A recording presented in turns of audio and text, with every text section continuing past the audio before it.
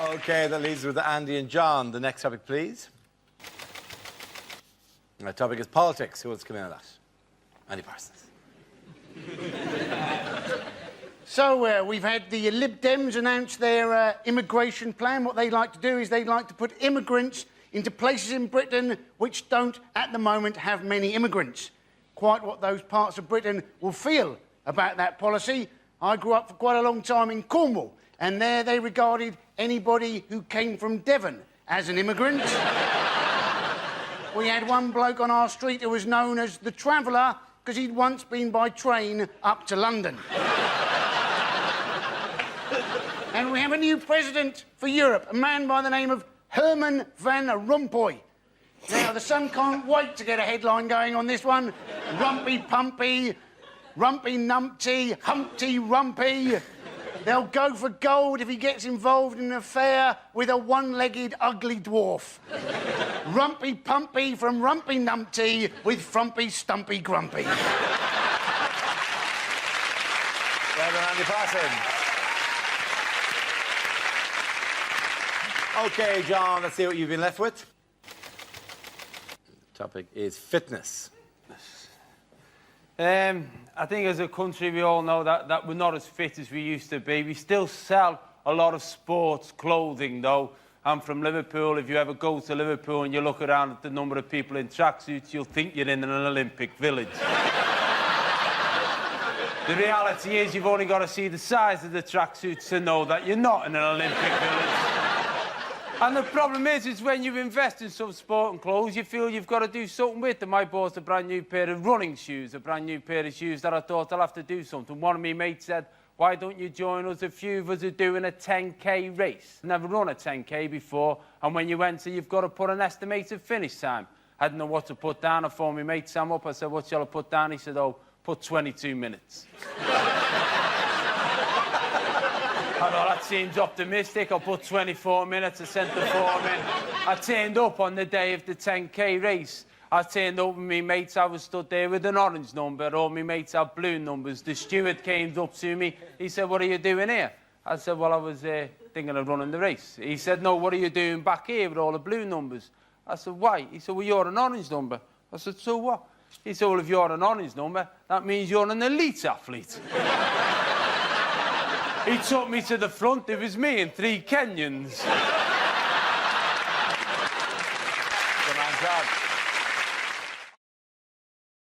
Now we come to scenes we'd like to see. So if everyone can make their way over to the performance area, please.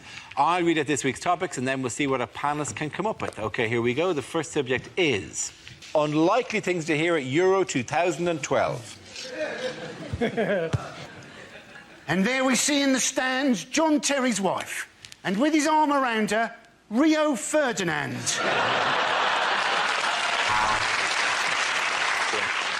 Well, this French team has 3 strikers. Luckily, the other 8 have agreed to play.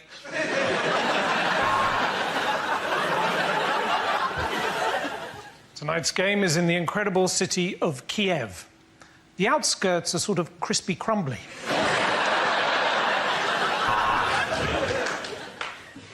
And Holland are 2 down. Yes, I've finished the crossword. And the Greeks have reached the quarter-final. If only they'd had a massive bet on that. Oh, that's a bad one. You can see the bone sticking right out. These Ukrainian meat pies really are awful. And now over to Mark Lawrenson, who has something really interesting to say. Well, I've never seen that on a pitch before. It seems the referee really is a wanker.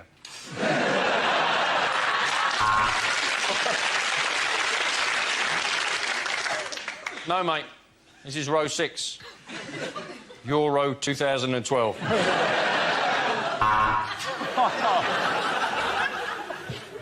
Here in Ukraine, we launch campaign. Kick football out of racism.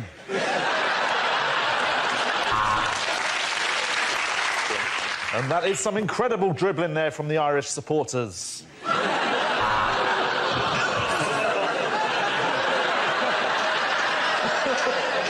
Sorry. And things are about to turn ugly as we go back to the studio to Adrian Childs.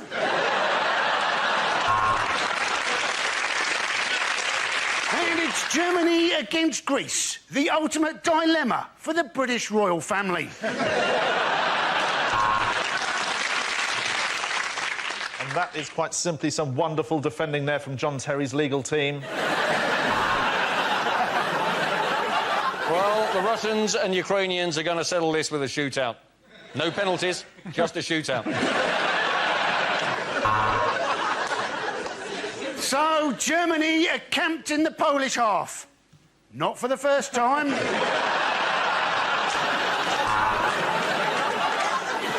And Rooney's trying to get round the keeper, but his keeper's not letting him out of his cage.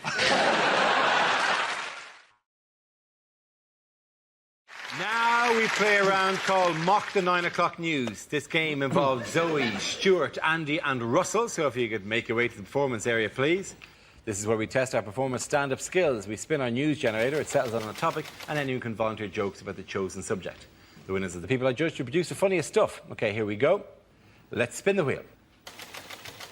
The first subject is finance. Can I have a volunteer to talk about that? Andy. British Airways, their answer to the credit crunch, they've asked their employees, can you come into work for nothing for a month or take a month off unpaid? There's a tricky choice, isn't there?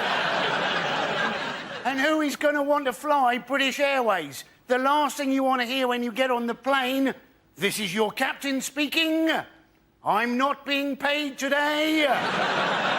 Good luck. I am looking forward to seeing the credit crunch version of Monopoly. You know, instead of getting £1,500 from the bank, you have to lend the bank £1,500. And then everybody keeps on going round the board with nobody buying any property whatsoever because they always think it's going to be cheaper next time they go around. Well done, Andy. OK, let's spin the wheel again. The subject is Sarah Palin. Who wants to talk about that? Sarah Palin. She was apparently an ex-beauty queen of a town in Alaska called Wasilla. And the press were very keen on this. They kept saying, you know, the beauty queen, Sarah Palin, the ex-beauty queen, the beauty queen, Sarah Palin. Let me tell you something, people. Wasilla is a very, very small town. Population 8, possibly 9,000 people at the best of times. To call it a one-horse town is to over-exaggerate the number of horses in that town by one. They timeshare a horse with another shithole down the road. Now, my brother used to live in Anchorage, Alaska, and I have been to Wasilla, and in the 5 minutes it took us to drive across Wasilla, I was voted beauty queen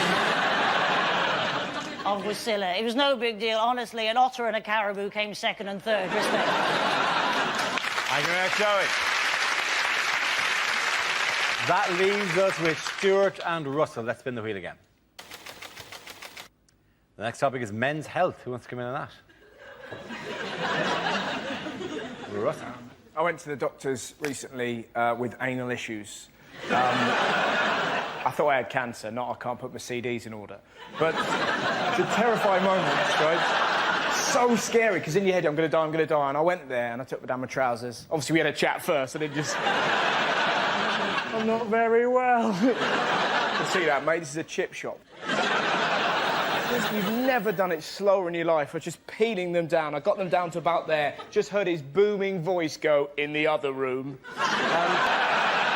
You have a decision to make there. Do you pull them up or do you waddle with pride, right? You waddle, that's what you do. When you waddle, you can't help but giggle. The last thing you need is to be giggling is before a man's going to pop his finger in your Richard, because now you're a wiggling target, right? I'll be honest, when the finger goes in, you're not laughing anymore! You're like a red arrow! And that's the moment they chat. How you doing? Fine. When you draw the curtains, we've gathered quite a crowd. Look at that, it's Atrium Steps and he's getting violated. I'm Russell! OK, Stuart, let's see what you've been left with. Let's spin the wheel. And the topic is school. You are looking at a very proud Canadian who's very proud of the education system in Canada. No, I was horrible in school. I failed math so many times I can't even count. I preferred French over chemistry because the chemistry teacher and I just didn't have any, rapport. One teacher said I'd be a better student if I spent less time flirting. I immediately jumped off his lap.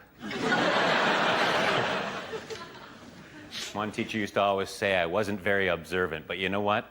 That was his or her opinion.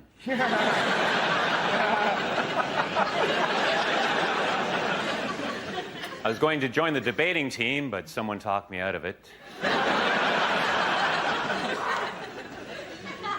In high school, I was voted most likely to reminisce.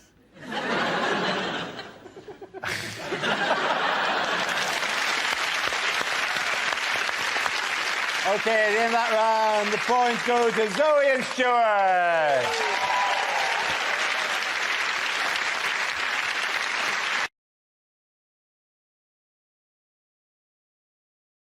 Now we play a round called Mock or Quinn Medicine Woman. This game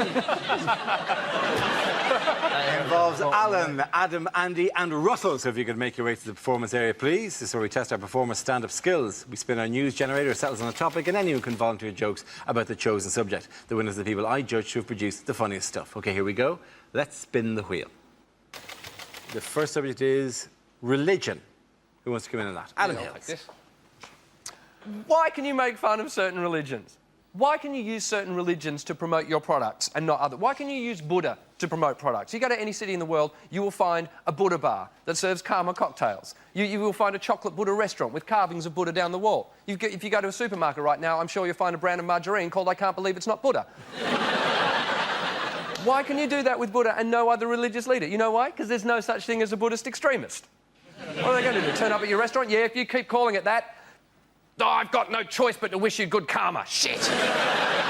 You could not do that with any other religious icon. You couldn't have a gym only open on Sunday mornings called Jehovah's Fitness. Well done, Alan Hill. OK, let's spin the wheel again. The subject is transport. Who wants to come in on that? Andy Parsons. We've now got ads telling us from the government how to use a level crossing. Now, you'd have thought it was fairly obvious, but apparently the problem is sometimes the barrier goes across the road, but it doesn't go all the way to the other side.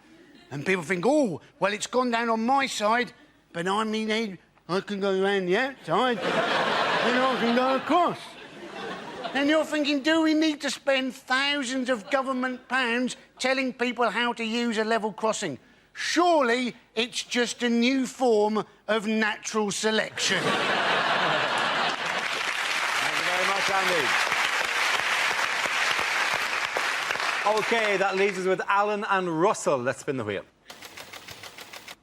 The next topic is fashion. Who wants to come in? Alan.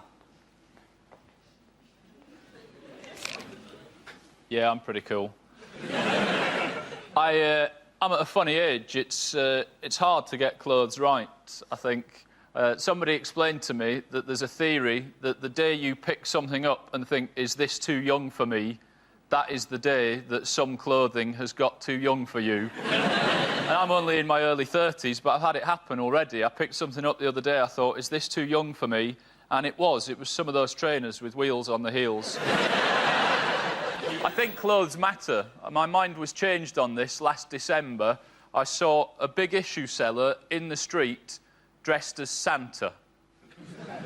Yeah, it's fine for us, for adults, but it was daylight, there was children in the street, and I could see one little boy looking at the big issue seller and then looking at his mum as if to say, it's not looking good for my PlayStation 3 this year. Thank you very much, Alan.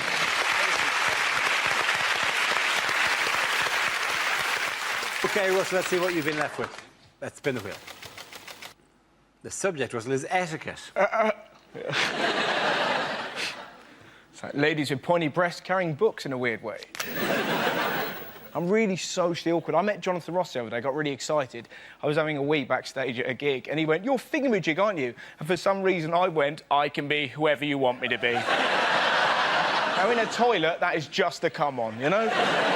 And with women, it's even worse. I was on a train the other day, and this lady went, "Excuse me, can you look after my bags whilst I go to the toilet?" Now, in that situation, all you've got to do is go, "Yes." But for some reason, I panicked and went, "You're not allowed to go, and it's in the station." So she sits down, going, "Fair enough, didn't realise you were the poo goblin." Horrible moment. The train wouldn't move. Eventually it did. I swear she looked at me and went, "Can I go now?" Thank you very much, Russell. I think that round, the points go to Adam Allen.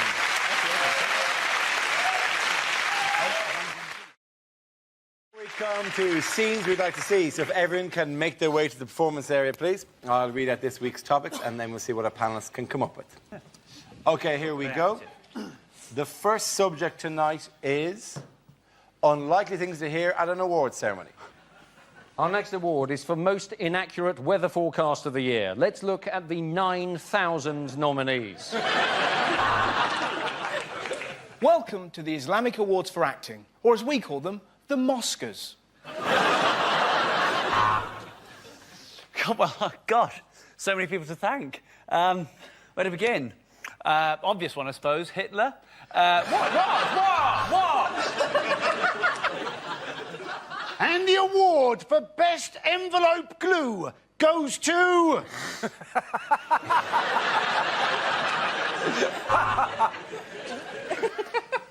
Now, Teacher of the Year. Quieten down. It's your own time you're wasting. Time now for us to celebrate some of the stars of show business who sadly are still with us. I'll just open the envelope. Oh, it's full of gold.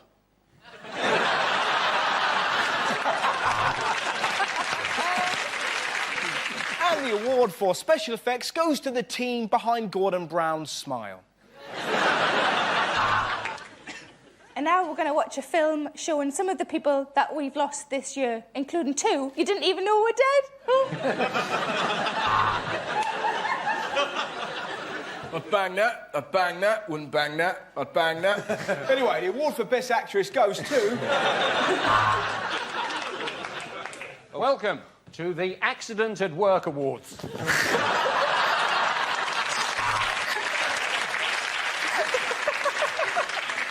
And winner of the Suicide Bomber of the Year. I'm afraid they couldn't be with us tonight.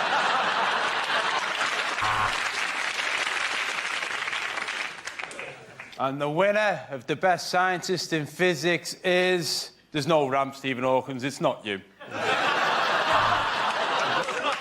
The next category is things you wouldn't want to hear on a cruise. This is your captain speaking. Welcome to Somali Cruises.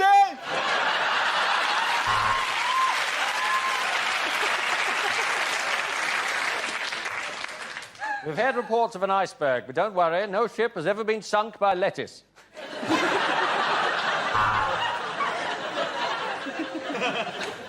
Hello and welcome to Ryanair Cruises. The following safety announcement is incredibly vital if you want to stay alive. And if you'd like to hear that, that'll be an extra £5. No, we very rarely get any injuries from people playing quoits. You were just unlucky to be sunbathing naked with an erection. Oh, yeah, we were on this last year when it sunk. If you look to your left, there's a man eating squid. After that, he's having chips. I would like to apologise for the rocking of this boat, but we are currently being humped by a whale. Thanks for coming to the show. I've got to be honest, it's been a while since I've sung this one. Do you want to be in my gang, my gang? Welcome to Rita's Erotic Ping Pong Bingo. Two fat ladies, eh? Oh, the threes, 33. Oh, some hobnobs. For those of you gathering on the car deck, I said we would soon be docking, not dogging. I'm looking for a really old husband with money. How's your heart? Yeah, I'm in the cabin next to yours. Could you be a bit noisy when you're having sex? There appears to have been an incident in the swimming pool. If a Mr. Barrymore could contact the captain. Okay, at the end of that round, points go to Chris, Hugh and Sarah.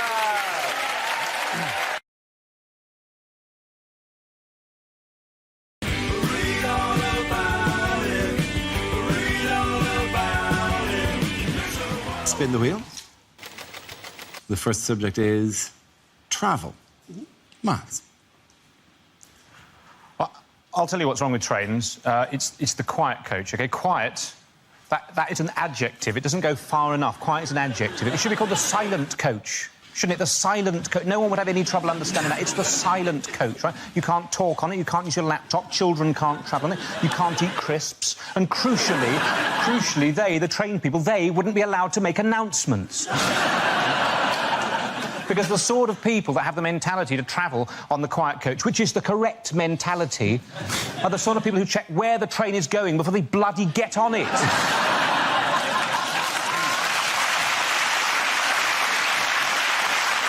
For years, we've just not got these things right. You, Mock the Week audience, you're exactly the sort of people that know what I'm talking about. In Russia, during the revolution, right? During the Russian Revolution, the Russian army was able to travel to all of its battles by train. During a revolution, they were still able to rely on public transport. Imagine if we had a revolution now and the army had to rely on transport. We'd be buggered, wouldn't we? Certainly those of us who wanted the army to win. Absolute nightmare, wouldn't it? Marston Moor 2016 kicked off. You know, the British Army turning up 7 hours late to every single conflict. Oh, sorry, there were leaves on the line at Stevenage. There was a passenger action at Crewe. We were going to be joined by the SAS, but they've been stuck on a rail replacement bus service in Horrible. Thank you very much, Miles. OK, now leaves Milton. Let's see what topic you've been left with. Let's spin the wheel. And the subject is music. We don't know much about Galileo. He was a poor boy from a poor family. I live in a Grade 2 listed building, which of course means that everyone in it has to be quite good at the piano.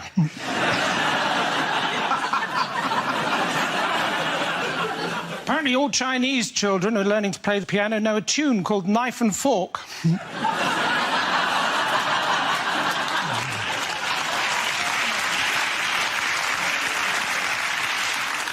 I'd like to take the band ABBA out for lunch, and if I could, I would, my friend. For Nando's.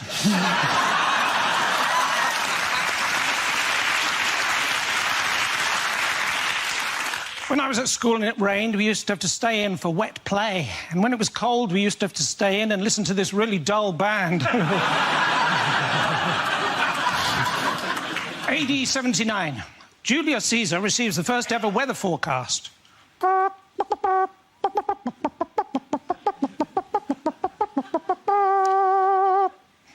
Hail Caesar.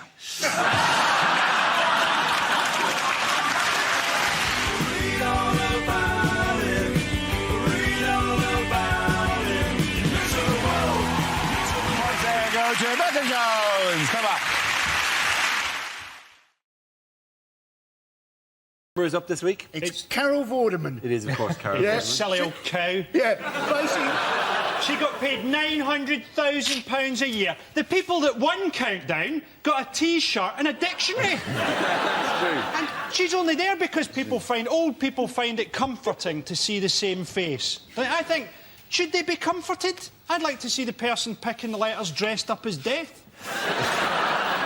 I'd like her to have stayed on, but just in a sort of couldn't care less, half-hearted way. You've got to get 10,000 with a 5, a 7, an M.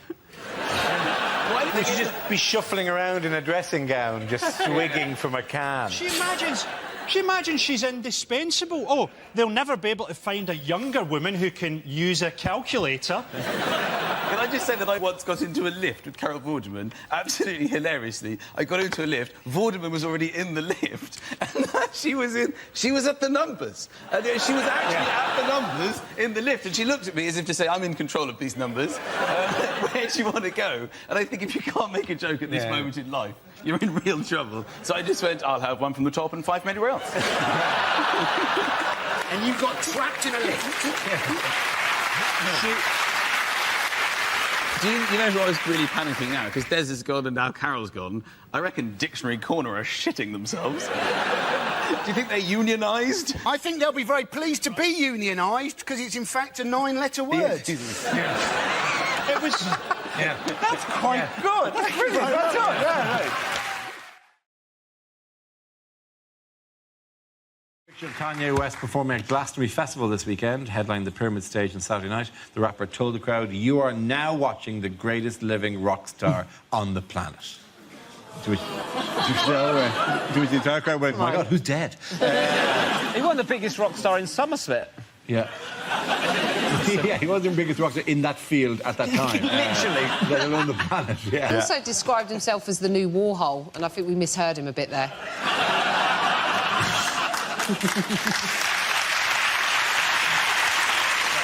130,000 people signed a pledge, didn't they, to try and get him replaced. And there was a moment, wasn't there, when that crane hoisted him above the crowd that I actually thought they'd achieved their aim for a moment. On the coverage of this, I was kind of on the social media coverage. There was one bloke who said the only way he got through his set, this bloke's set, was when he realised that Kanye West is an anagram of Sweaty Ken. I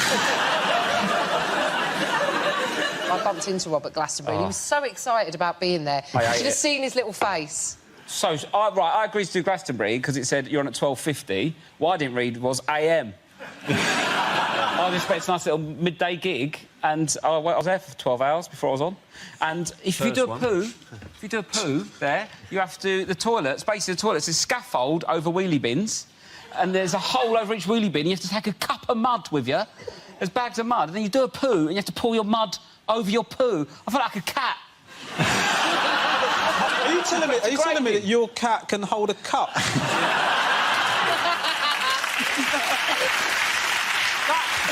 That toilet situation is just so you've got scaffolding and you've got wheelie bins underneath. Yeah, 1/3 of the toilets were kind of essentially a compost heap.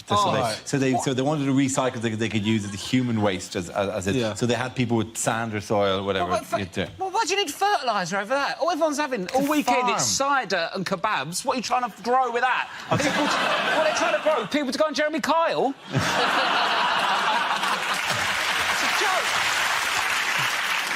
My mum had a house in Sri Lanka, and she had one of those toilets that just goes straight... The poops go straight into the ground, and that she had mango trees behind the toilet. The mangoes were absolutely enormous. I've never seen... They were much bigger behind the toilet than they were anywhere else in that whole bit. But my mum didn't allow us to eat them because she said they're poor mangoes. No, we weren't... My God, if you package them up in Waitrose, middle-class people were... These are poo mangoes. They're the only mangoes I get. Oh, no! I ordered from Ocado. They've substituted my poo mangoes for shitty beans. That's not fair. Every time I have a mango, I think of your mum having a poo. Poo mango. It's your fault. Hold on a second, mate. Hold on a second. I said I took a poo, and now you've made the leap, just brought my mum into the situation. She has shits now and again. My mum has never shit in her life, man. How dare you talk like that about my mother? My mum's ruined mangoes, my dad's ruined baths. Between us, we're in this country. Oh, I think we've just scraped off a layer there. Is that a story from your childhood? What's going on? A couple of weeks ago from the I see. Oh, right. Don't watch myself. No, I know.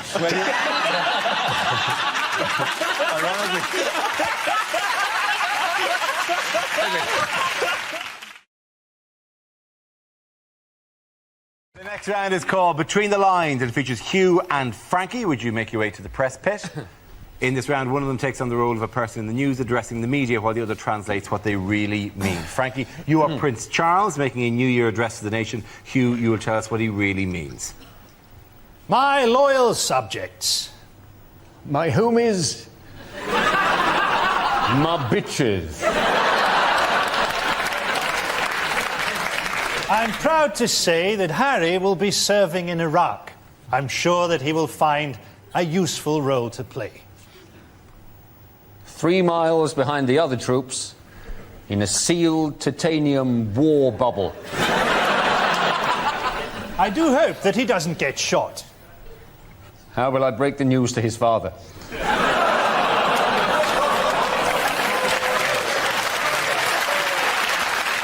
William, meanwhile, seems to have found a girl that he's in love with. So now he can marry someone else and keep her as his bit on the side. Tabloids are desperate to get hold of saucy pictures of Kate. I've got some. It was good to see Helen Mirren winning a Golden Globe. I thought she did a wonderful performance as my mother. I've been having some very confusing dreams.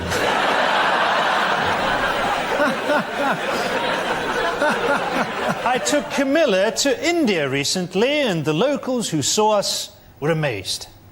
He thought, blimey, Diana's let herself go a bit. Surely it is now time that Diana was laid to rest.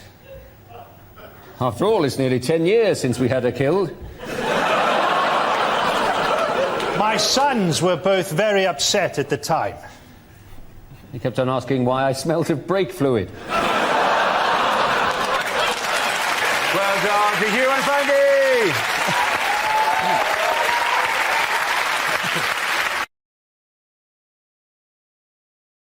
Round is the stand-up challenge. I launched a wheel of news, and whoever chooses to stop, one of our performers must step forward and talk about that subject. OK, here we go. Let's spin the wheel. And the first topic is home life. Nate. Yeah, I could talk about home life. I still live at home with my mum still. Thanks for the judgmental silence. Yeah, I live at home.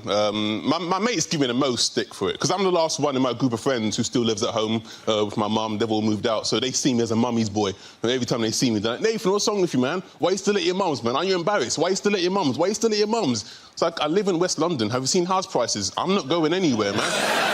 If anything, I'm looking at my mum thinking, when are you going to bloody leave? Clinging on, let it go, woman. She's going to slap the black off me when she sees this. So, yeah, I like peace and quiet. Although, to be honest, at home, I'm not getting a lot of peace and quiet at the moment, mainly because of my mum and my stepdad. They got married quite recently. And I'm happy for my mum. You know, she found happiness. She deserves it. However, at the moment, they're going through that honeymoon phase where they're having sex all the time. Yeah, it is bloody disturbing, man. Because my bedroom is, like, right next door. So, like, every time they do it, I hear everything. Like, a few Saturdays ago, right? It's late at night. I'm about to go to sleep. From next door, I can hear my stepdad going, oh, yes, oh, yes, oh, yes, oh, yes, oh, Lord, say something nasty, say something nasty, say something nasty. So I screamed out, you're not my real dad! Thank you very much, ladies and gentlemen.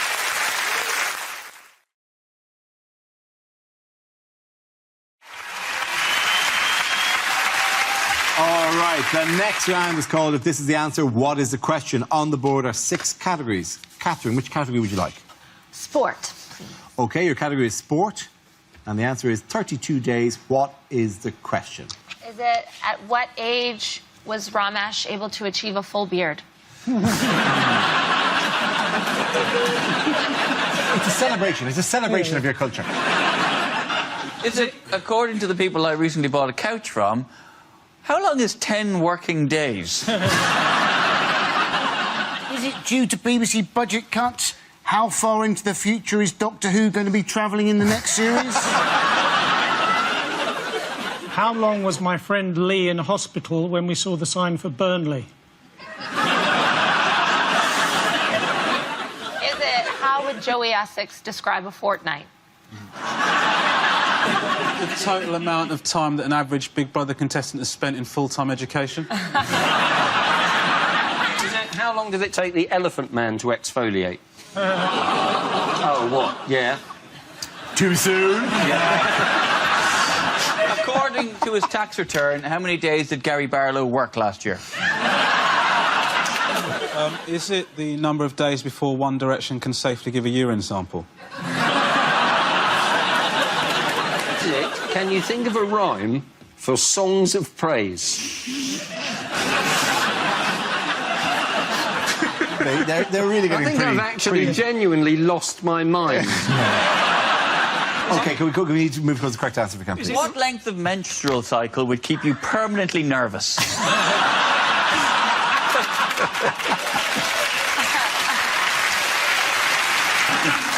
how long the World Cup is going to last? Yes, it is. Very, very good. Thank you very much, Catherine.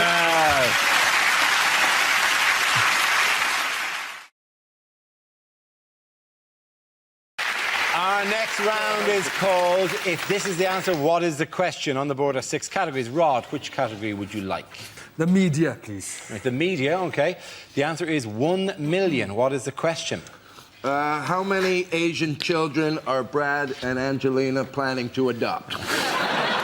Is it how many times could I punch Adrian Chiles in the face without making him uglier?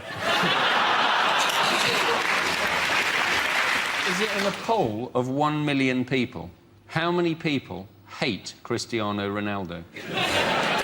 Is it... Yes, clearly neither he nor his mother were in the poll then. No.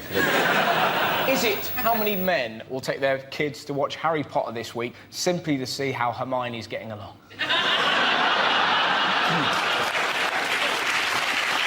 Is it, in 20 years' time, what will be the size of the black nation that Madonna rules?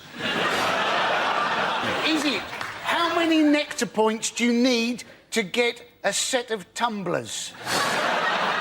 How much of the money that Amy Winehouse made from the song Tried to Make Me Go to Rehab has she spent on rehab? Is it by what percentage would the situation in the Middle East be improved if we gave George Bush to the Taliban?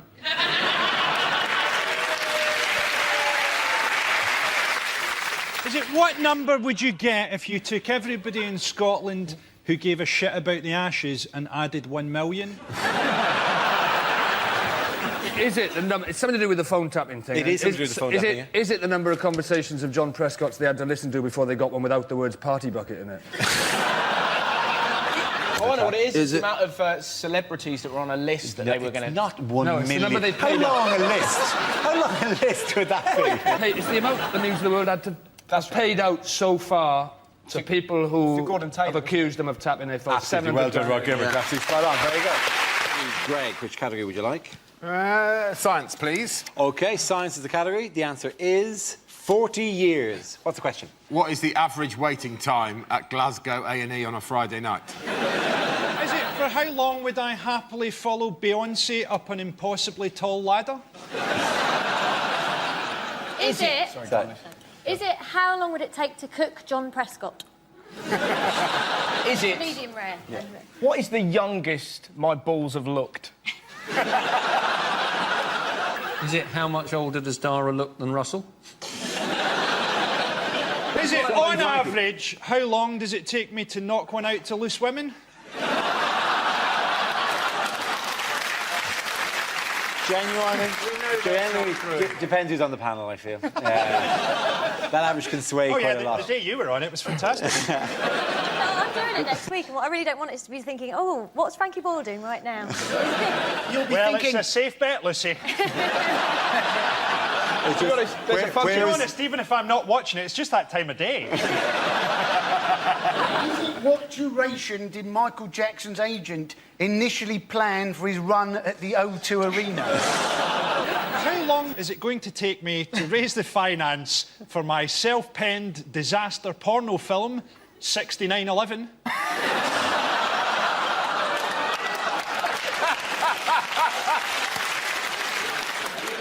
It's about space. I know the answer, Hugh, please. I know the answer.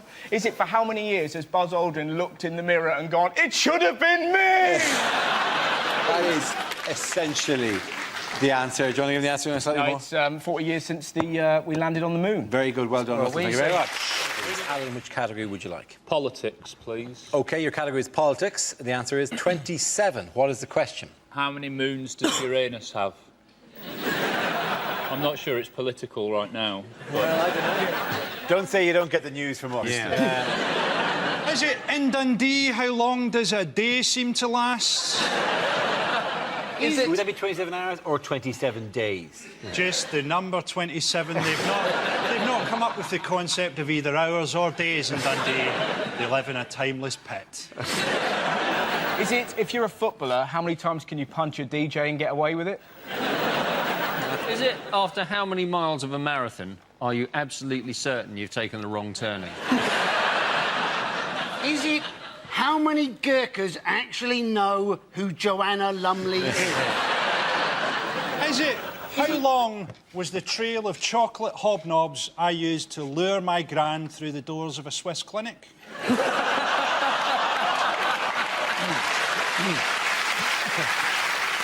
Where did you start that trail? How big were those hobnobs? Scotland. It was just like an Easter egg hunt. One on the plane, one in Geneva. Is it how many times a day does Russell Brand think of writing a joke, then give up and just shag someone? Is it how old is this year's winner of Middlesbrough's glamorous granny competition? Is it how many times could I flick a peanut hard into Amanda Holden's face before she felt anything? Is it how many people still have jobs? It's the age of the Conservative MP who was elected at the Norwich by-election. You're absolutely right. Well done, Frankie. Stephen, which category would you like? The economy. OK, the economy it is. The answer is £100 a day. What is the question? Can I just say I'm very excited to be here, by the way, and if things don't go too well, I will be playing the race card.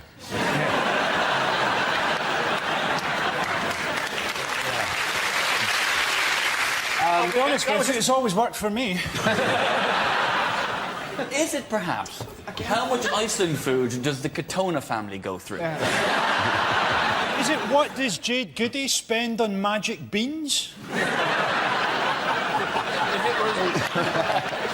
Is it how much more was Joseph Fritzl spending on groceries than seemed normal for a family of his size? I know we're spoiling that dog, Joseph, but nappies and flip-flops.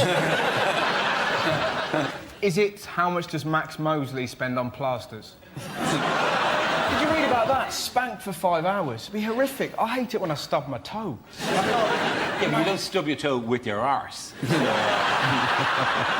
it how much could you earn if you answered this ad? Work from home, must be gullible, no skills required. Is it how much is Brooklyn Beckham's pocket money? Is it how much would I pay somebody to dress up as a lion, go to IKEA and hide in a cupboard?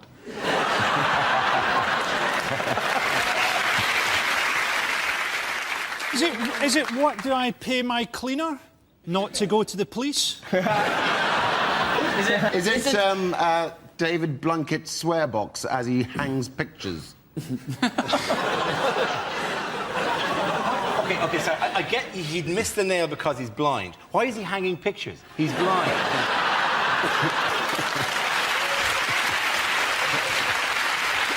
It is something genuine to do with houses, isn't it? It is something to do with houses, yes. What's the average house price going down by? That is exactly right. Well done, Frankie Boyle. There you go. I would like home news, please. Lovely. Home news it is. The answer is 1 year. What is the question? What would be an appropriate prison sentence for people who use the phrase hollybobs?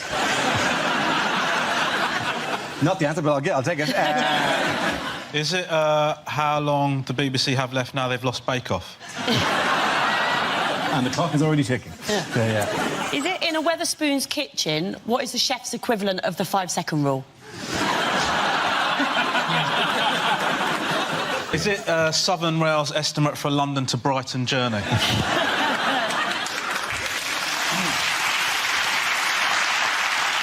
Do people kiss goodbye to their children at a Southern Rail station and go, you look after your mum? Is it, how long does it take to earn 100 quid if you work at Sports Direct? How long does it take a YouTube clip to buffer at my parents' house? Is it... How long would Charles Manson have gotten in prison if he'd been a promising swimmer? Yeah. Bit of truth. Bit of politics there. How long does Jeremy Hunt want junior doctors to work per week?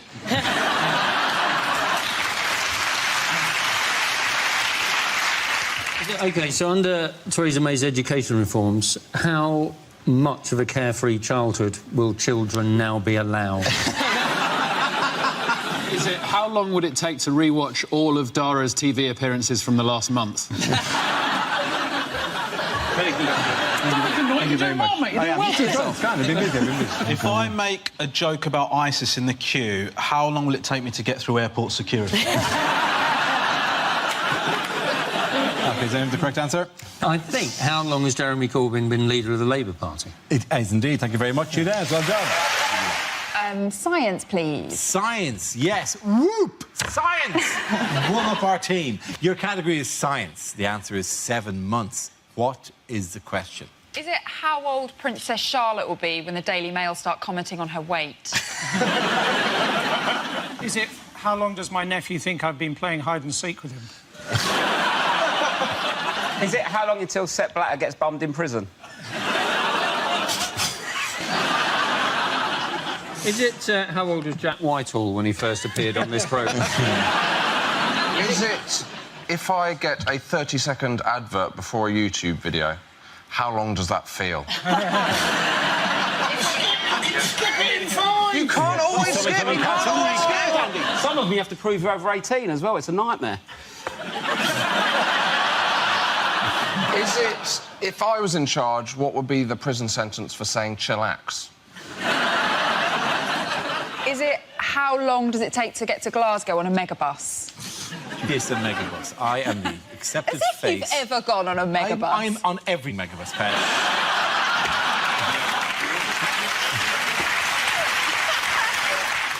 Is it how long it takes Dara to start a sentence? What's this? What are you going, Britain's Got Talent now? Is that what you're doing?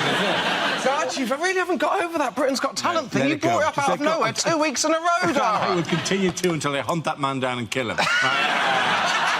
It wasn't the fact that he did it. It was the fact that it was a snippet that they chose in all the acts. They said, oh, they take 1 second from each act. And his was just him going, and the number underneath. 089888999. I know, but... There's more to me than that. Is there? No. Seemingly not. Is it to avoid suspicion, how long is Mo Farah planning to run his next 10,000 metres in? OK, can we move to the correct answer, please? Is it how long it took for me to get over seeing my dad in the bath? That's very quick, actually, isn't it? Yeah. It took me 4 years. Really? What's he doing looking at my dad?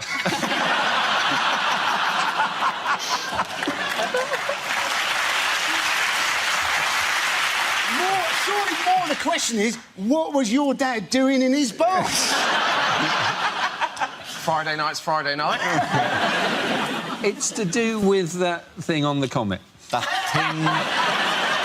That's your correct answer. It's to do with that thing on the comment. I can't believe that this is the right answer. Oh, my God. Go on. It's basically, how long was the space probe that landed on the comet asleep for? Absolutely right. Thank you very much. Andy Parson. 1/3. What is the question? Is it how much of a bottle of vodka I'd have to drink before I found Lewis Hamilton even vaguely interesting? Is it how many of this week's news stories lend themselves to comedy? It's been that kind of 3 weeks, really, hasn't it, Andy? Yes. Is it how much of Greece can you buy for £1?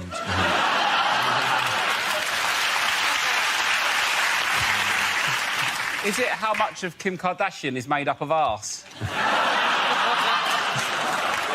Is it, of all of the children that I taught maths to, which proportion of them genuinely had a future? Is it what emoticon would I use to tell someone that I've wrapped a rubber band around my scrotum?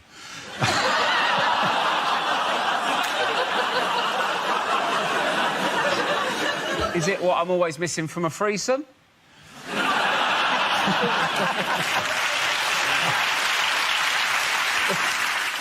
Is it FIFA's target survival rate for stadium workers at the World Cup?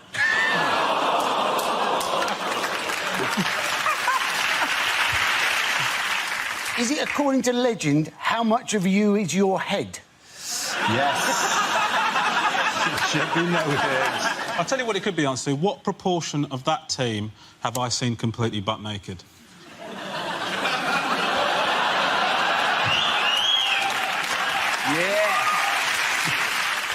Yeah. Is there anyone got any answers to a question? I feel like answering to ask for 10 minutes. Is it how many of the words spoken by Kanye West are about Kanye West? The way you pronounce Kanye West is incredible. Well, it's like you're asking somebody if they're able to West. Like...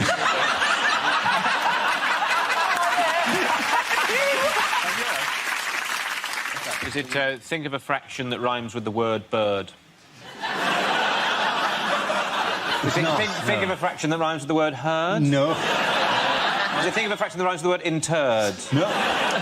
Is it think of a fraction that sounds funny if you say it with an Irish accent? Yeah, that's exactly what I was waiting for you to do. Yes. Think of a fraction that I say is 1/3. What a funny country. Isn't it?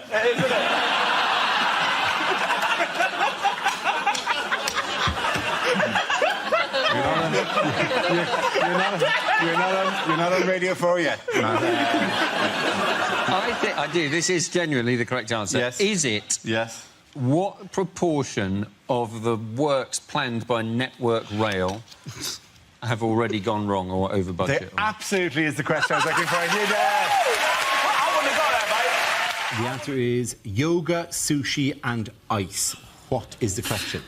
Is this what Eric Pickles uses to deal with trapped wind? Is it what would the three wise men have brought Jesus if he was born in Notting Hill? You think your Chinese tattoo says keep the faith. What does it actually mean? Is it, in fact, just what does Madonna smell of? Is it 16 years from now, what will my son tell me when I ask him what A-levels he's doing? Is it name 3 things Nigella won't be asking Charles Saatchi to pay for anymore? Is it Pingu's Rider? He did nothing. I'm doing nothing until I get more sushi in here.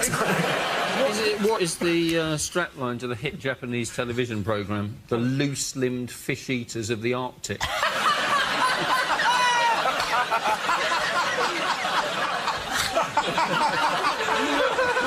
Is it what answer will you get if you ask Paris Hilton to name the elements? Is it if you own a bar in Soho, what should you call it to guarantee it'll always be chock full of wankers? Is it simply what are 3 things which are very difficult to sell door to door? It is name 3 things that can make you lose the feeling in your legs. Sushi. Yeah. Do you know what sushi actually is? Is it what Andy Murray uses to keep up his training regime? It absolutely is. Well done. Ava, which category would you like? Home news, please. OK, home news it is. The answer is 43 years. What is the question? How long does it take to repay a £10 loan from Wonga.com? Is it what's the life expectancy of someone who works at Greggs? Is it what is the average Silverstone lap time for a Formula 1 car on Pirelli tyres? Is it how long is too long to be out for if you say I'm just popping down to the shops for a minute? Is it how old is the Earth if Michelle Obama really is the First Lady? Is it how old did Dara look when he was 25? No, you laughed first. Oh, that's sweet. You can't pretend sympathy when you laughed first. It is, in fact, how long have my parents regretted using pulling out as a contraceptive?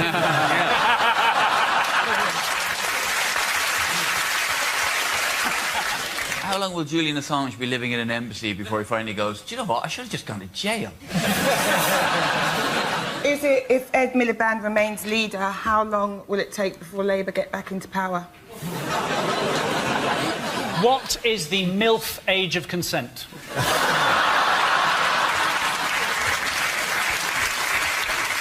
OK, if you put in a ready meal 43 years ago, how long has it been ready for?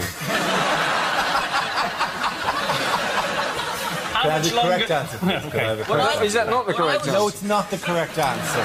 More of any of you have even attempted to do the correct answer. It's in how many years will Brazil be ready to host the 2014 World Cup? Genuine proper answer is how long can Gerard Depardieu balance a spoon on his nose? Could have anything that even vaguely resembles a topical news story. OK, is it how many years' worth of shale gas are they claiming there is now under the British Isles? Absolutely right, Chris Addison. Absolutely. Politics, and the answer is 9%. What's the question? Is it percentage of British people without sunburn? Yes. In this room, I think. Is it the percentage of British men who bought for their wife 50 Shades of Grey, then tied them to the bed and pissed off down the pub? Rounding it up, what % of Jesus' disciples turned out to be a bit of a wrong-un? Is it what percentage of people at a Michael Bublé concert aren't using Tenna Lady? Is it what percentage of EDL members can spell EDL?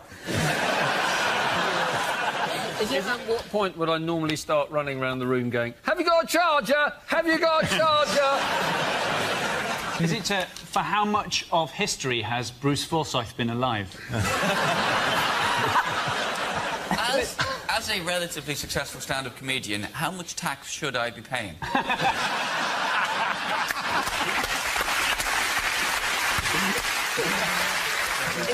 Is it the percentage of Talisa's phone book she didn't have to delete in custody? What are Edward Snowden's chances of making 40? Well, I'm not going to kill him. Are you sure you weren't initiating the murder of Edward Snowden? Unless this is a sleeper cell that I really hadn't known about. You've operating since 2000. You definitely offered me £100 backstage to kill Edward Snowden. It definitely happened. To be honest, you're a Geordie. You'll do anything for £100. What proportion of the UK electorate think UKIP is in fact a sleeping tablet?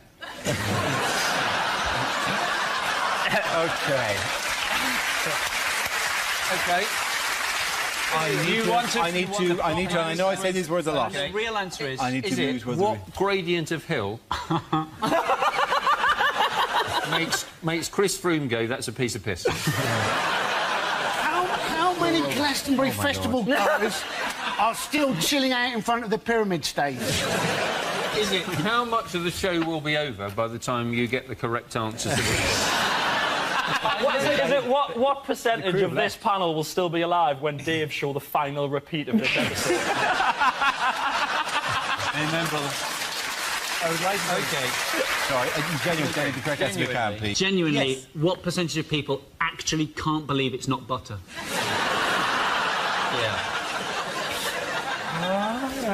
Is it genuinely... What percentage of Dale Winton's skin has not been replaced by a world of leather? Please, can we just have a proper answer for once on the show? Is this the MP's pay rise? Is this how much our MPs pay due to go up by? Absolutely right. Thank you very much. Ed Bird.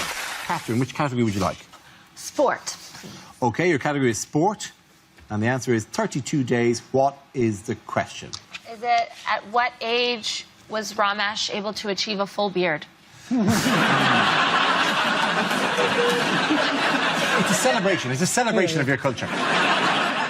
Is it, according to the people I recently bought a couch from, how long is 10 working days? Is it due to BBC budget cuts?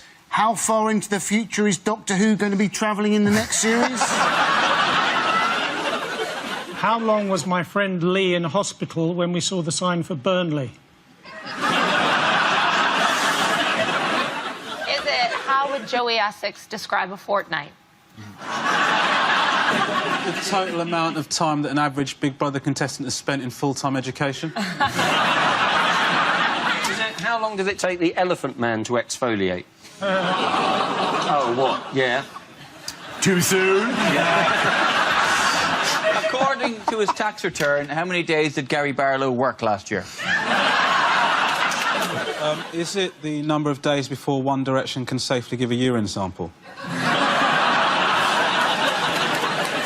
Can you think of a rhyme for songs of praise?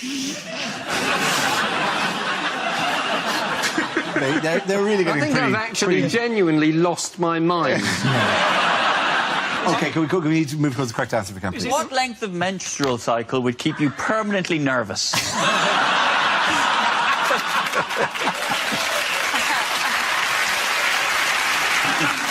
How long the World Cup is going to last? Yes, it is. Very, very good. Thank you very much, Catherine.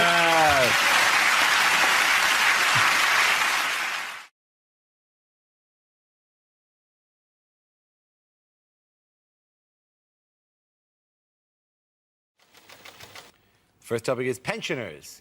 Who wants to come in on that? Frankie Boyle. We've just heard that Britain, for the first time, has more pensioners than teenagers. What a terrifying statistic for the country's paedophiles.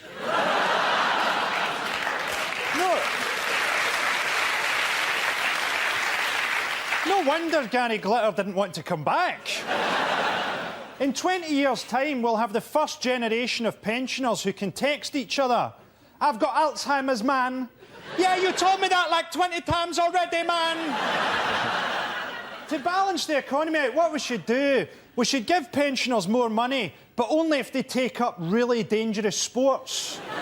Here you go, an extra £100 a week if you start quad biking through safari parks wearing a suit made from ham. It's not how old you are physically, is it? It's how old you are mentally. I mean, my granny is, what, 83? But she has the mind of a 2-year-old. Just a joke, she's dead.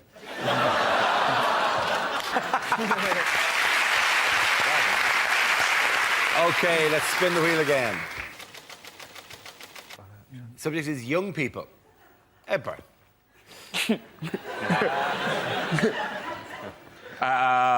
Young people, they're very scary, aren't they? I remember being scared of young people when I was young. But when I'm grown up, I'll be bigger than them and I won't be scared of them anymore. And then they armed themselves, which I felt really unfair. I'm not scared of, like, goths or emos, which is kind of a shame, because goths make more of an effort to look scary. It's almost a shame they're not scary. They make more of an effort, and they give that look. Like that, does my vampiric countenance not chill you to your bones? You're like, no. I could send one hoodie in there, it'll be like a dog worrying sheep. Don't annoy me. Getting stepped to by an emo. You're an emo, for God's sake. I think between the two of us, we both know who you're most likely to harm. Well done, Edburn. OK, that leaves us with Stuart and Russell. Let's spin the wheel. And the topic is relationships. Who wants to come in that? Russell. Britain, I have sexual advice for you. That's right. When I was 18, I used food in the bedroom. Now, don't ever do it. It didn't go well, right? Rather than... I used Rolo yoghurt. And rather than tell... Yeah, exactly, right? Rather than tell my then-girlfriend what I had planned, I pretty much waited for her like some hideous yoghurt goblin, right? Now, I doubt there's anything more terrifying than coming home to find me naked, holding yoghurt, going, yeah, right? And I panicked, and rather than putting a little bit on, I pretty much basted her, right? By the time I'd finished, she looked a bit like Morph. You're sat there. I created an angry meal. You don't know where to start licking. You don't want to lick randomly, then she looks like she's got an illness. So, I did foot up to knee. That took me an hour. And hours, I was just... She looked like an angry gingerbread lady who'd had her leg dipped in Tippex, right? It didn't end there. I was like, I can't help you. The door opened, one of my dogs ran in and started licking the other leg. Never use food in the bedroom. Thank you very much, Russell Howard. So that leaves us with Stuart. Let's have a look at the last topic then. And the topic is family. Stuart.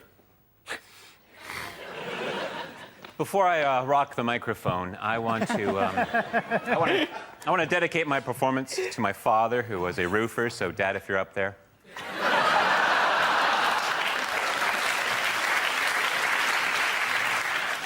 I'll tell you about my family. I'm the youngest of three. My parents are both older, and I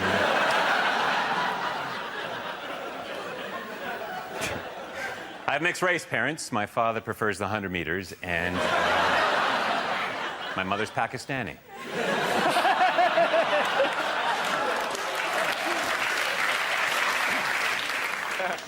I was raised by my father. My mother left before I was born, and you know, not like being raised by my father. He's schizophrenic, but he's good people. I remember one summer I was 5 and he was Mussolini. Went to the park that day. I love parks. Standing in the park today wondering, why does a Frisbee appear larger the closer it gets? And then it hit me. My uncle's a hypnotist who has never inappropriately touched me.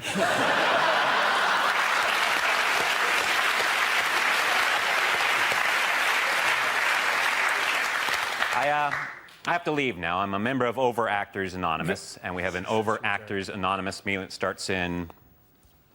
At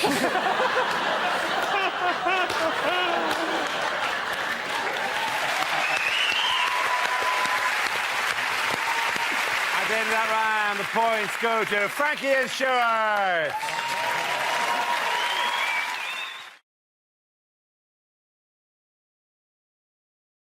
How has Trump himself dealt in fake news this week? It's a false Time magazine cover, isn't it? Yes, he put up fake Time magazine covers in 5 of his clubs. This, which was framed with Donald Trump as a television smash written on it. And then if you go to the barcode, if you scan the barcode, it just sends you directly to a website that allows you to create your own fake Time magazine covers. What is the point? He's actually been on the cover of Real Time magazine. Yes. It's like you mocking yourself up in front of the Mock the Week logo going, I told you I was on the show. Yes. Does it like it? In that photo, he looks like he's absolutely determined to have very pointy orange eyebrows. For a man who gives out about fake news, it is, and had this ridiculous thing up, it is kind of offensive, really. It's something I expand upon, actually, quite a lot in an interview I did recently with Women's Health magazine. And I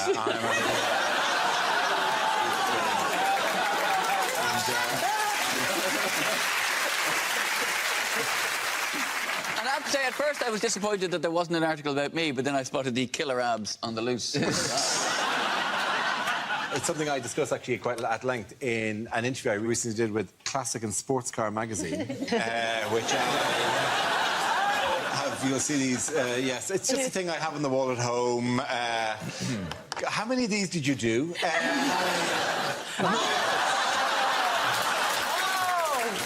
makes you look like Vladimir Putin. That is, may I say, your Photoshop skills ran out. Darlene, how I've learned to ride a horse despite my heavily broken neck. I cannot see to the front, and yet I can still jump the fences. No, put me back on the horse. I wish to ride again.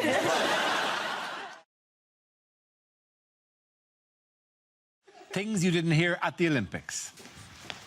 And that's a world record from Usain Bolt, 9.5 in one night. Let's see what's happening in the velodrome. Yep. Cycling.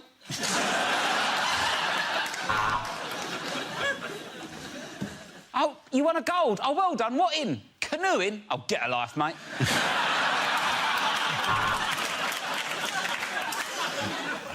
I've just come out of the diving pool. Look at the colour of my legs.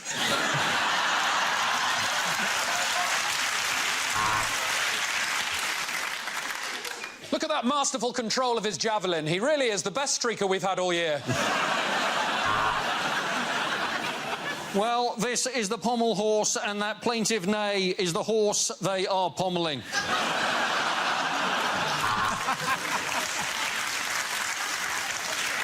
Time for the next fight now.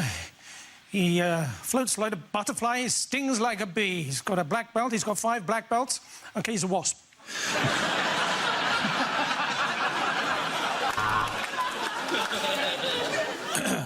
And if you'd like to enjoy our coverage of the dressage, we recommend MDMA.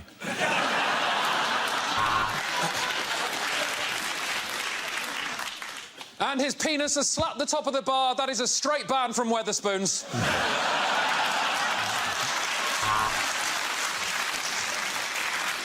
The allegations of drug use have been strenuously denied by the new Russian Minister for Doping, Keith Vaz. We were afraid the Chinese were going to use doping, and here she is. What a fantastic athlete. Doping!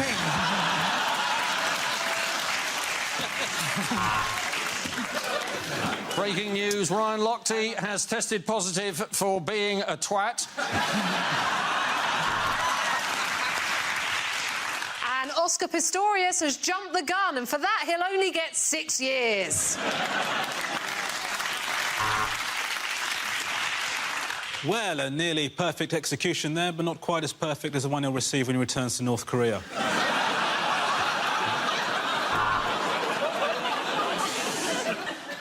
You join me live at the All Dancing. Fucking state of it. At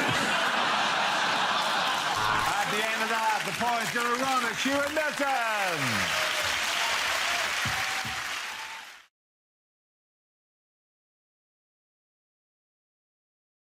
This is where we test our performers' stand-up skills. We spin our news generator. It settles on a topic, and anyone can volunteer jokes about the chosen subject. The winners are the people I judge to produce the funniest stuff. OK, here we go. Let's spin the wheel. First subject is sleep. Edbert. Does anyone here sleep with someone who snores? Yes. Well, I envy you, because I lie awake next to someone who snores. My wife snores terribly, and part of what keeps me awake is lying there going, how do you sleep through this? I can't sleep through it, I'm only next to it. The noise is inside your head. And how come you can sleep through that? But the sound of me making a sandwich in our kitchen, that wakes you up. There is no way me making a sandwich makes more noise than you're making right now. She snores so... She said the cutest thing to me one time, though. She says, do I not sound like a kitten purring? Bless. No. You sound like a cat drowning in porridge. If I had a kitten made that noise, I'd put it down. Apparently she had her nose broken a couple of times when she was a kid. Didn't teach her, she's still bleeding snoring. Thank you very much, Ed. OK, let's spin the wheel again. Subject is health. Andy Parsons. With flu jabs now, what they do, don't they, is they put a little bit of flu into you to help you combat the flu. I was thinking by that argument, surely you should be able to have the odd cake to help you fight obesity. Because let's face it, you can do too much exercise, can't you? You know, did you see Madonna's arms? They didn't look right, did they? It's like half human, half Terminator. Of course, that's the problem when you're always picking up small African children going, no, no, no. Thank you very much, Andy. OK, the leads were Russell and Jack. Let's spin the wheel. The next subject is television. Who wants to come into that? Jack. I get very frustrated with pretty much everything on television. I find adverts at the moment particularly annoying, like the banking adverts, because they're trying to portray bankers as being nice people. Like, they've got this one at the moment for, like, a mobile bank that travels around the country, and you walk in and there's your friendly local bank manager acting like a hairdresser, like, nattering away. You know, you walk up to the till, it's like, oh, how was your holiday? I went camping. Oh, why did you go camping? Because you lost all of my money!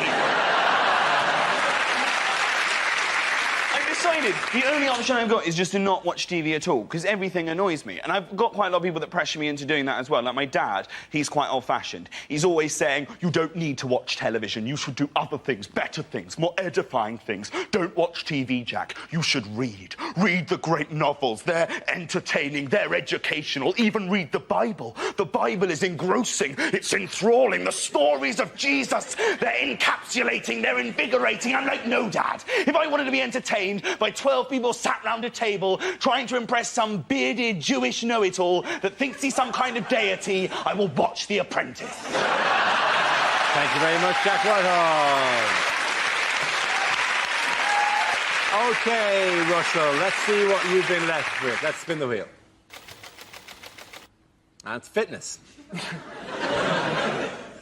Could have been camel toes. Now,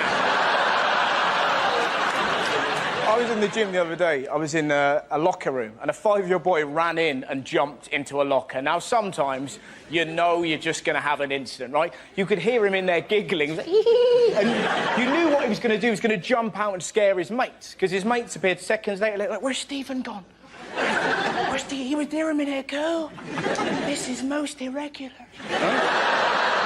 And he waited, not for his mates, but for 3 huge naked men. It was fantastic. They were kind of walking past, and this little kid leapt at those men like a cat with rabies. It was incredible, right? Just from nowhere, the noise they made, I've never heard a noise like it. They sounded like a tugboat getting molested.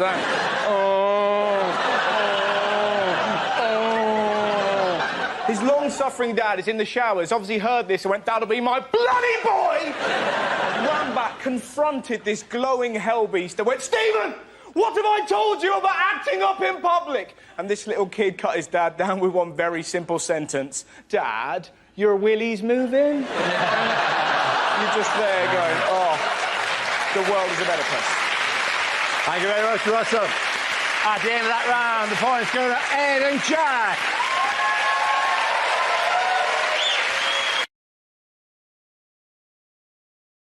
We play a round called Colonel Gagaffey. This game involves Holly, Stuart, Andy and Russell, so if you could make your way to the performance area, please. This is where we test our performers' stand-up skills. We spin our news generator, it settles on a topic, and anyone can volunteer jokes about the chosen subject. The winners are the people I judge who produce the funniest stuff. OK, here we go. Let's spin the wheel.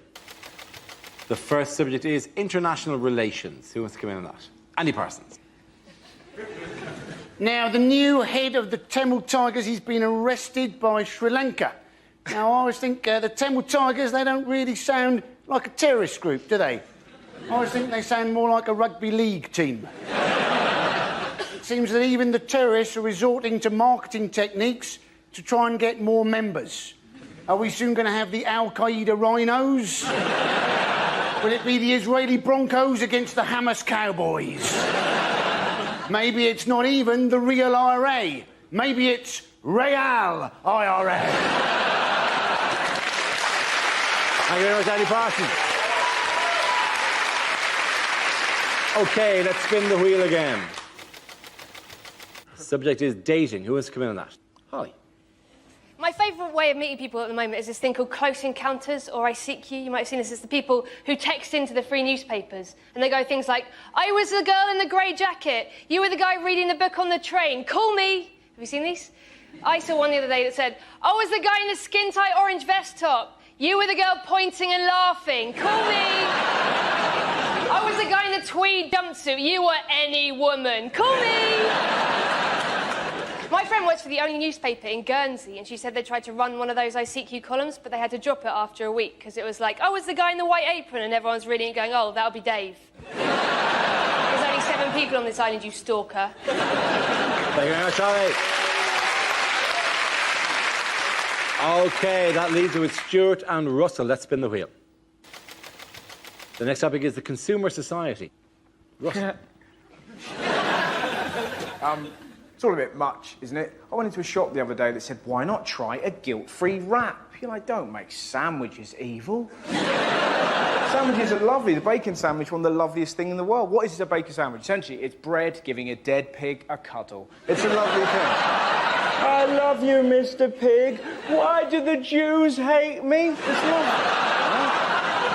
I was really down about it, and then I saw this wonderful thing that I think could only happen in the West Country. The bloke behind the counter in this shop yawned. The bloke in front of him, who did not know him, popped his finger in his mouth and went, "Ooh, yawn rape," and I nearly died.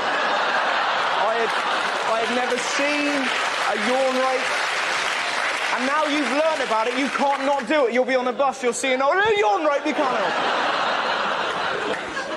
Did the bloke behind the counter headbutt him? No, he didn't. The bloke behind the counter giggled and went, "It's a good job I didn't fart, wasn't it?" And you're sat there going, well, the world is a better place.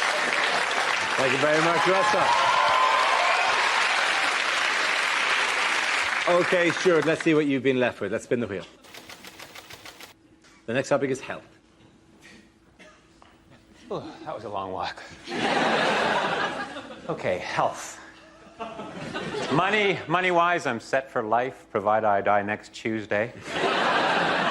Ladies, I wasn't circumcised, I was circumnavigated.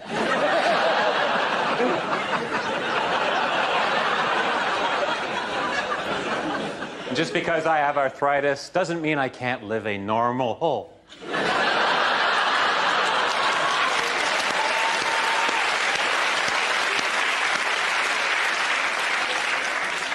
I'm a paranoid schizophrenic, but you know what they say.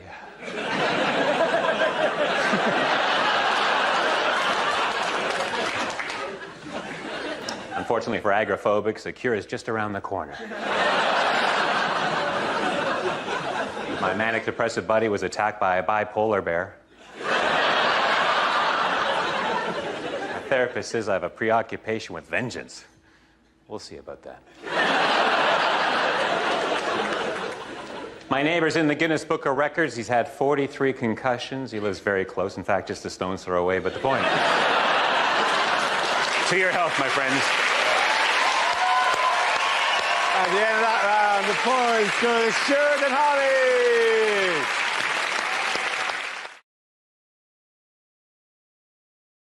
OK, here we go. The first subject is unlikely things to hear on daytime TV. Well, these four date from the early part of last century. Some wear and tear, a little bit of tarnishing there. But please welcome today's loose women.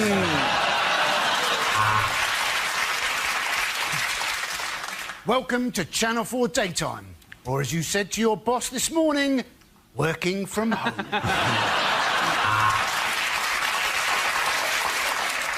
Well, coming up next, two programmes you don't want to get confused. Escape to the Countryside and Bargain... Hang on.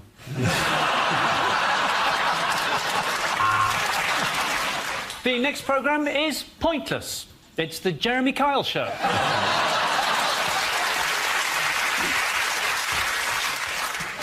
Coming up, Teletubbies Uncut. Yes, you're going to get to see Tinky Winky's Winky and Dipsy's La La. Next, Judge Judy. I have. She's shit.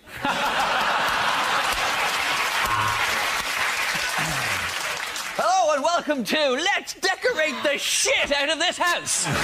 This week we're decorating the shit out of a 3-bed semi in Orpington. So let's do it! Let's decorate the shit out of this house! Next up, another property programme, which is pretty offensive when we consider you're all unemployed.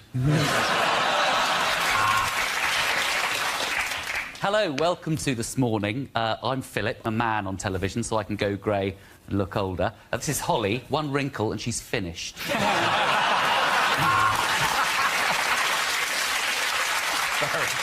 So David wanted to retire by the sea, so we advised him to buy in Norwich, because by the time he's retired, the sea will have come to him.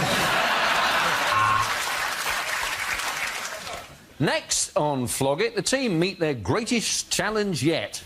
A dead horse.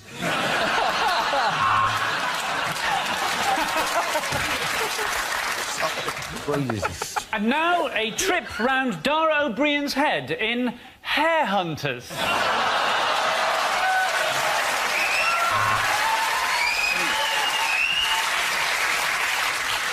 Next up, the Austrian version of Cash in the Attic. It's Family in the Basement.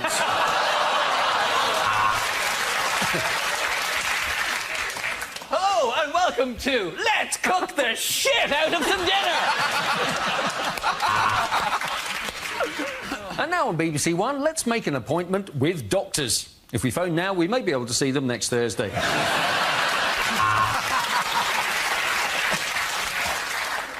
Welcome to A Place in the Sun, the show that's for people who aren't sure if they want to live in Britain or move abroad. First up, Abu Qatada.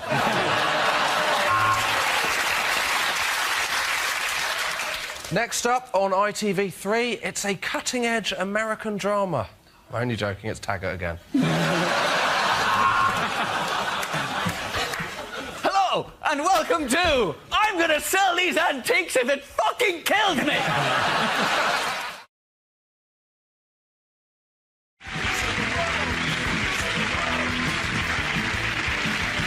We start with a round call. If this is the answer, what is the question? On the board are 6 categories. Matt, which category would you like?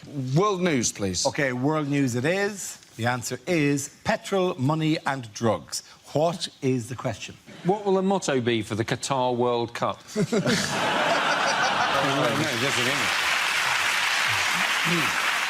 Yes, the question I was looking for is what items are at risk of running out in Greece after Sunday's crucial vote on the EU's bailout terms. This is news as 61% of the Greek population voted against accepting the strict austerity measures proposed by the EU. There's now a real risk that the country will run out of money, fuel and medicine.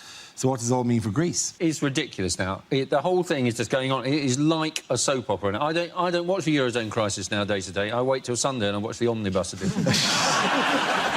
This thing of just referring to the Greek exit as Grexit, it just is like, are you in that much of a hurry that you couldn't say a third syllable? If the British exit happens, it's going to be called Brexit.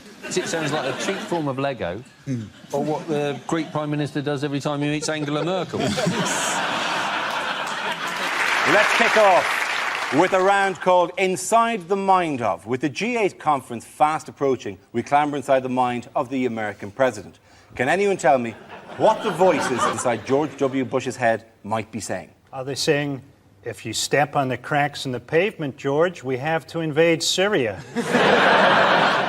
Unlikely film trailers. Harrison Ford is 73 and he's back in Indiana Jones and the tricky patch of ice outside the post office.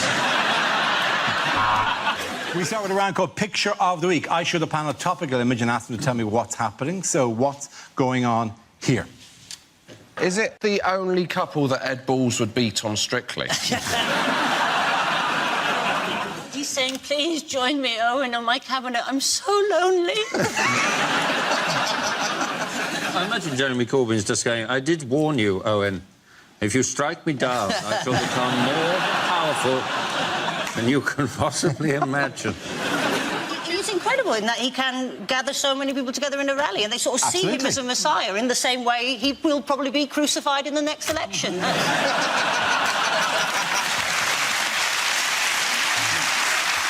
Chancellor George Osborne ahead of the Conservative Party conference this week. A recent survey has put him well ahead of his rivals to succeed David Cameron as the party leader. It's exciting to know that this has already started. Yeah. Party leader election, which will take place in 2019, and there's already polls about who's going to be taking over. Well, I hope it's not him, actually. I hope it's Boris. Because if Boris gets in and Corbyn's in, you can forget about politics altogether, don't have an election, have no election at all, and just settle it all with a bicycle race.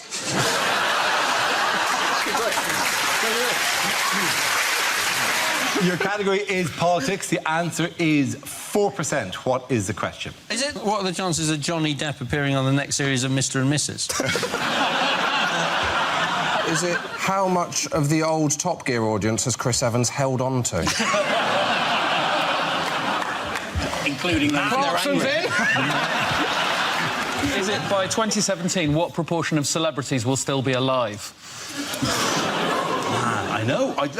Ooh, we're not the one killing them. Right? Here's a picture of Leader of the Opposition, David Cameron. But what does TLEC stand for? Is it Tories launch exfoliating cream? Where would you put it? Or is it the Top Man launch Eton collection? Or is it just simply Tosser leading everyone to catastrophe?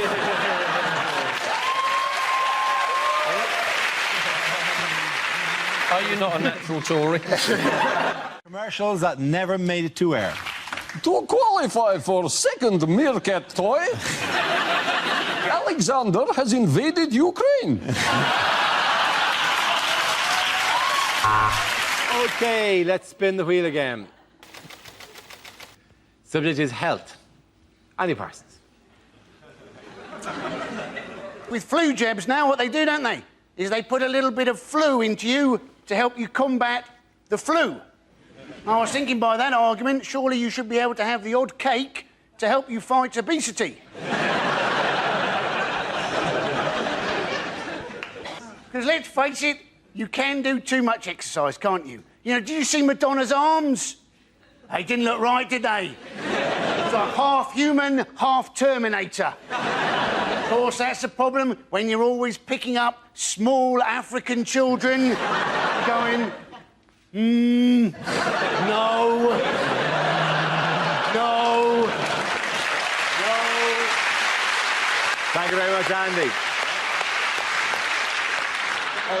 What did David Cameron announce on Father's Day? He announced that he wanted people to stigmatise runaway fathers in the same way that we stigmatise drunk drivers. Yes. It was an unfair attack by David Cameron, really. I mean, he just stigmatised the whole group. Just because you father a child out of wedlock, you run away, take no responsibility for that child and never see them, does not mean that you're not Mayor of London.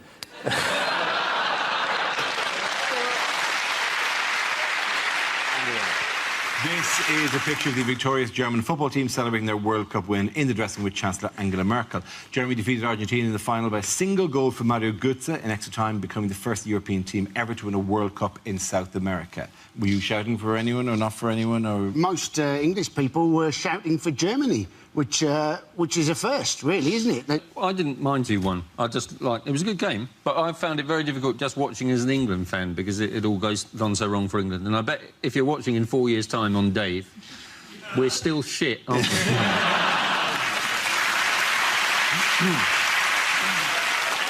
I could never support the Argentinians, not after what Maradona did, Wembley 2003. He didn't sing Material Girl.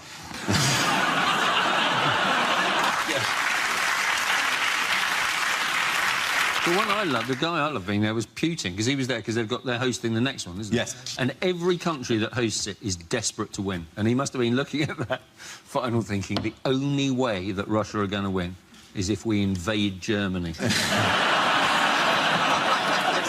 Putin sitting next to Blatter was the finest photograph in the history of democracy. How do you win your elections? Oh, I never run against anyone. Me neither. High five! High five! The death of Brazilian football. That's what they'd witnessed. Oh, yeah. Not funny, but that was interesting. Well, you say that. It was kind of funny.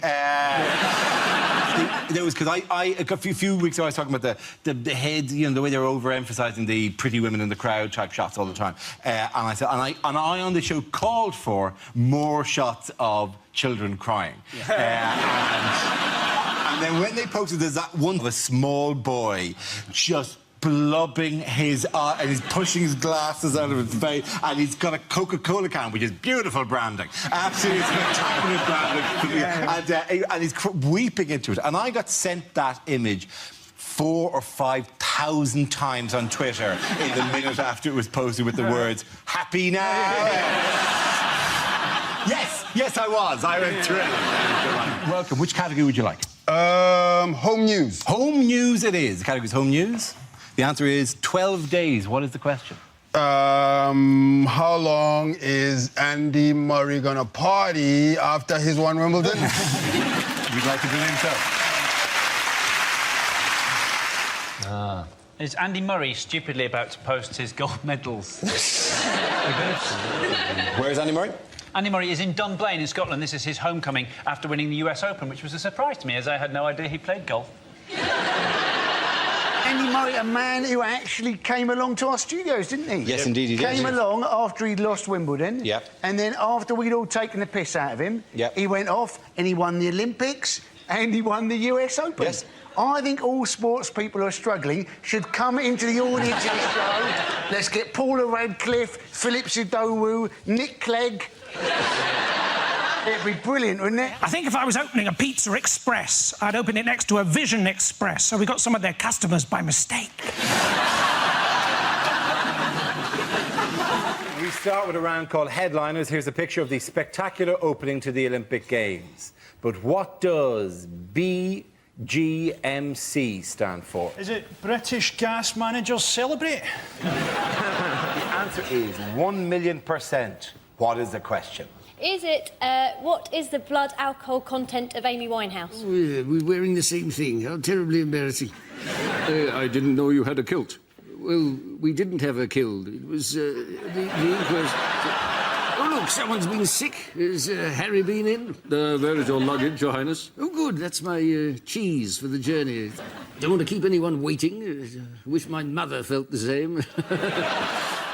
Unlikely things to hear on a TV election debate. I think of this studio as a second home, which is why I'm claiming expenses for it. My girlfriend and I love watching box sets. We got 3 episodes into Orange is the New Black before finding out it wasn't about what would happen if Trump replaced Obama. Thank you very much. Well done. Point in that round. Gonna go to lady. Come on.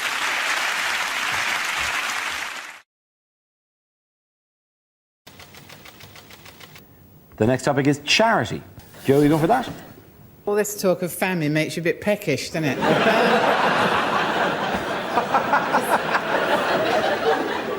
It's comic relief, right? Keep asking me if I'll go out to Africa, you know, to sort of comfort people. But how are they going to feel with me getting off the plane? Hello! You're all hungry, are you? I've had a good dinner. And, you know, there are huge problems to be tackled in Africa. I don't know if you know this, but actually in South Africa, you can insure yourself against getting raped, because if you catch the HIV virus, treatment's really expensive. And what's that going to be like? You know, you're walking along, some bloke jumps out from behind a hedge, gets his ghoulies out, and you think, oh, Christ, there goes me no claims bonus there. Sit down, Joe, please. OK, let's have another topic. Topic is crime. Who's coming in? John. The most important thing to remember about crime is that any law only makes sense in context. Look at sport. Punching someone repeatedly in the face is lauded in boxing, but is seriously frowned upon in table tennis. Similarly, if you come out of your corner in a boxing round bouncing a little ball on a bat, it's going to be literally seconds before you're staring at some lights. Furthermore, Moses. Now, there's a man who'd be on pretty much anyone's list of top 5 Jews. But think about it. When he led the children out of Israel, he was technically guilty of 3,000 counts of abducting a minor, bush arson, trespassing and abducting the sea. And yet he walks free today. There really is no justice. Well done, John. Very good. Sit down. Leaving us with 2 contestants. 1 topic we'll give you. Fight it out. Straight battle. What's the last topic this week? Jacques Chirac. Europe, let's say. Hugh, do you want to go first? Britain isn't getting on very well with France at the moment, and it is partially because the French are a bit snooty. For example, take Concorde. Do you know, in the original version of Concorde, the French had their plane built with the front hinged the other way round, so it could turn its nose up when it landed on the But the kind of European integration any of us seem to mind is town twinning. Everybody wants a French, you know, town to twin with. And I didn't know how it happened, actually, until I recently went to Swindon. Met a bloke from Swindon Council. He told me that apparently it's very like getting a teenage pen pal, on the basis that Swindon was getting on very well with Monte Carlo until they sent them a photograph and never heard from them again. Very good. Very good. Well done, Hugh. Give him a round of applause. What? It is a head-to-head. Al, on the topic of Europe? Well, of course, what's happened here is the French. The French have voted against Europe and now expect us to cough up for it. It's the classic example of the French attitude. They've lost the plot, basically, completely. I mean, these are people with a town called Brest, and none of them think it's funny. In any other country, a melted cheese would be regarded as a wouldn't it? They're up to something, aren't they? No, well, I'm not done yet. Staying over there with their own customs. The point is, I think... I mean, that Eiffel Tower's a tragic waste of Meccano, isn't it? As a result, French boys have nothing to play with except themselves, and that's how it started, isn't it? Al, thank you very much. Al Murray, give him a round of applause. Tough to say, I'm giving it to Hugh, I'm giving it that side. Sit down, both of you.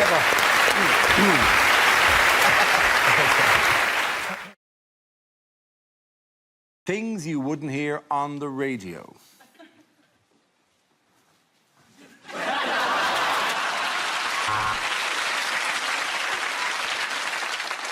This is Radio Novichok.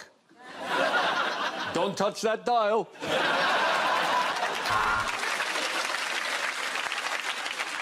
Give yourself a spray of Lynx Africa, open up a can of Relentless, sit back in your cargo shorts and relax. This is Virgin Radio.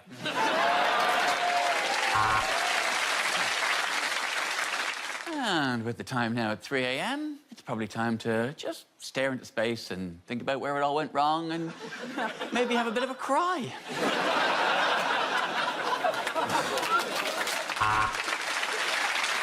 Yes. Coming up, we have got some of the sickest tracks from some of the illest artists around. This is Karaoke on Hospital Radio.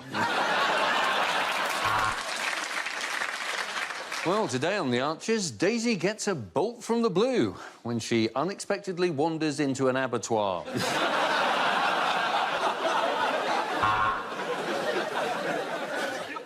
Viking, Dogger, 40s, white. Oh, sorry, that's not the shipping forecast. That's my Tinder dates bio. At number 2, that was Ed Sheeran with Galway Girl. And now at number 1 for the 50th week in a row, Ed Sheeran with Galway Girl. And now the long-range forecast. It's going to be quite windy.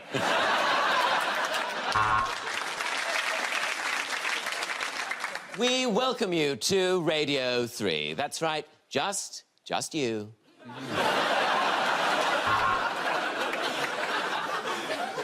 And now it's time for Thought for the Day. Nope, it's gone. Well, this is Gardener's Question Time, and a big welcome, especially to our younger viewers, like 92-year-old Enid from Surrey. And next on Radio 4, it's Woman's Hour. And after that, 23 Men's Hours.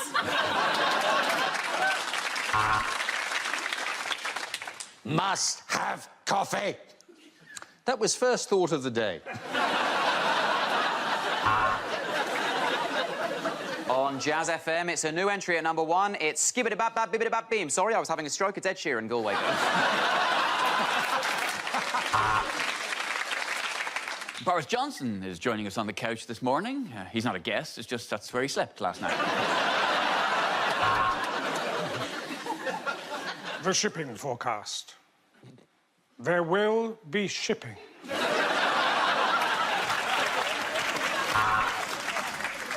And we interrupt this broadcast to bring you the tragic news that Aretha Franklin has sadly passed away. And what better way to show our respect for Miss Franklin than with Galway Girl by Ed Sheeran.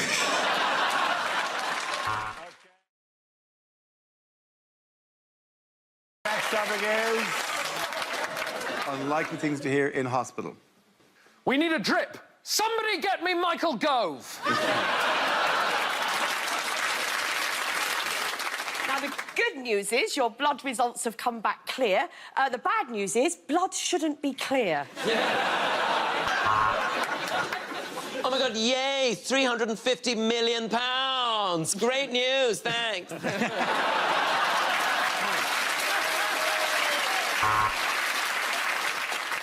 Time of death, Pims o'clock. Look, if you squeeze his drip really hard, he gets an erection.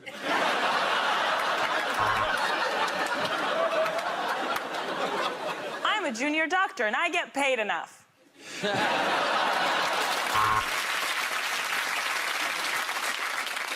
Erectile dysfunction, you say? Does it hurt when I do this? And does it feel amazing when I do this?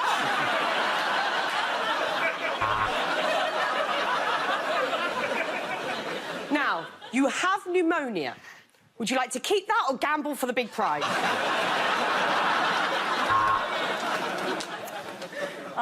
I remember when my dick looked that young. I am the leading gynecologist in this hospital. I work in the cafe, but I'm a bit of a legend.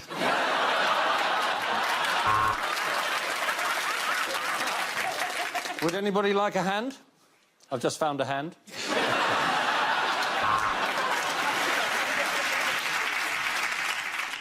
You have cancer. Sorry, you're having a cancer. Your baby is due July 15th. Well, the good news, it's not spread. It might be jam or peanut butter.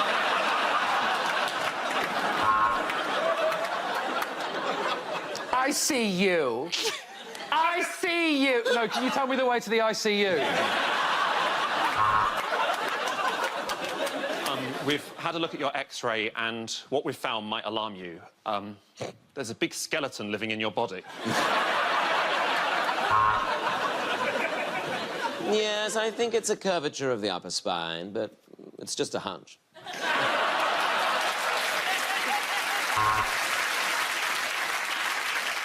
Good news, Mrs. May. We managed to have your tear ducts repaired just in time for your big speech. All right, the amount of points to Tom Organ.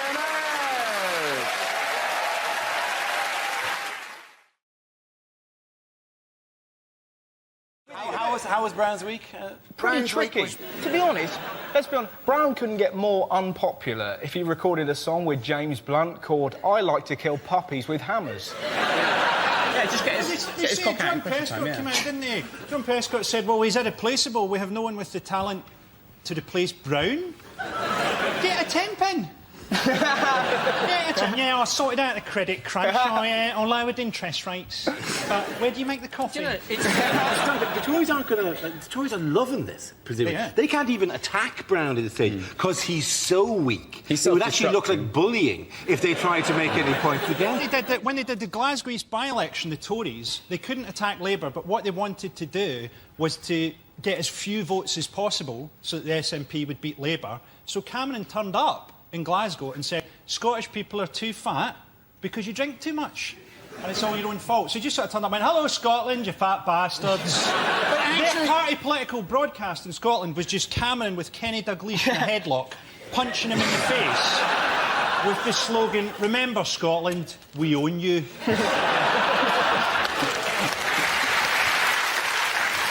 So amidst all these general calls for his head, what is Brown doing now? He's on holiday. Yes, he is. He's gone to Suffolk. Now, immediately, by the way, we're not saying he immediately went on holiday. They're all on holiday now. It's a scheduled vacation. They attacked what he was wearing. Did you see that? They attacked. They're going, oh, you know, why is he not wearing shorts and a T-shirt? Yeah. What do they want him in, like a Borat-style mankini? I'm sorry, but I think that's the best photo I've ever seen of Gordon Brown. Absolutely. I think he looks really cool. I think he looks like George Clooney. What are we criticising them for? It's not like they can go and have a normal holiday. Yeah. You're not going to vote for someone who goes to Corfu and spit roasts an overweight club rep.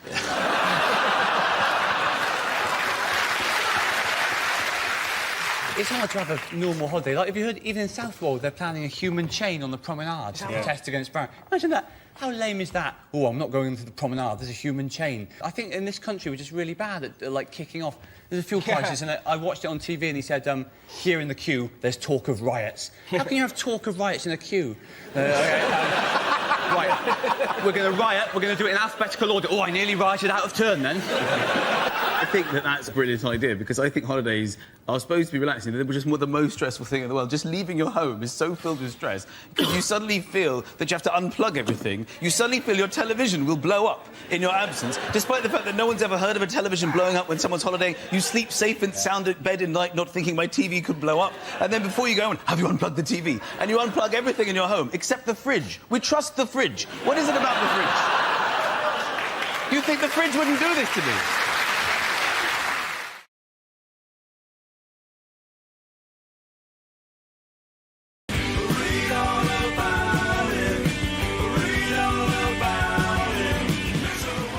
The first subject is interviews. Who wants to come in that? OK. Matt. Go for that. It's fascinating watching different politicians and how they deal with interviews. Ed Miliband, when he gets asked a question he doesn't like, will just have this amazing technique where he'll just ask himself a new question and answer that instead. And it really works. He got asked before the election by Nick Robinson. Mr Miliband, you've said you'll set a new mansion tax if you become Prime Minister, but you won't yet tell us at what rate you would set it. And Miliband just went, look, Nick, if you're asking me, have I got a plan for the housing market, then the answer's yes. It's amazing. Farage is one of the best ones at it, because no matter what you ask him, he'll get a political answer in somewhere. You could say, Nigel, what you had for breakfast, mate? And he'd go, tea, toast and the Telegraph, great British breakfast.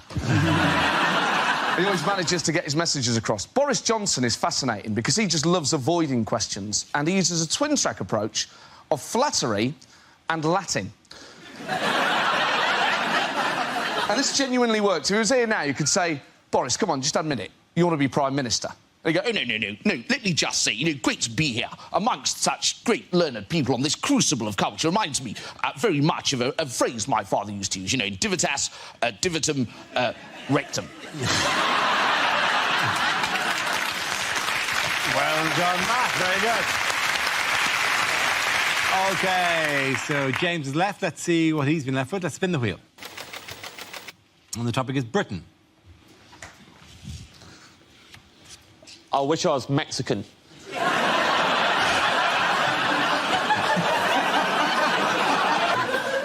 Love everything about... I love Mexican food. My favourite place to eat is a Mexican restaurant called Oaxaca. All you need to know about Oaxaca, everyone steals their spoons. So much so that every January, Oaxaca have a spoon amnesty on.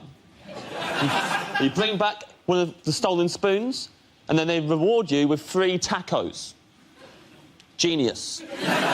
Not only do they get their spoons back, they also get to watch while the thieves eat tacos, which I imagine have been interfered with beyond belief. Love Mexican food, love Mexican music. Mariachi music, best music in the world. Top 3 mariachi songs. Number 1. Number 2.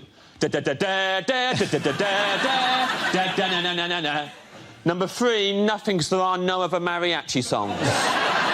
Ever been to a mariachi nightclub? It's full of people just going up to the DJ like, hey man, have you got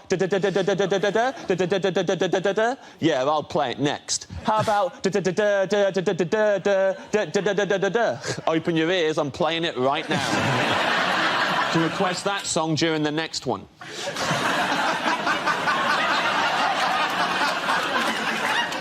Growing up in school, I was the only kid in my whole school who liked mariachi music. It was a nightmare.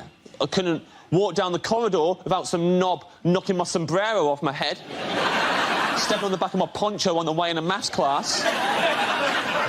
Once, a kid wrote Chimichanga Bumboy across my forehead while I was having my post-lunch siesta. He also drew a moustache on my face, but to be fair, that played into my hands. Bravo, very good.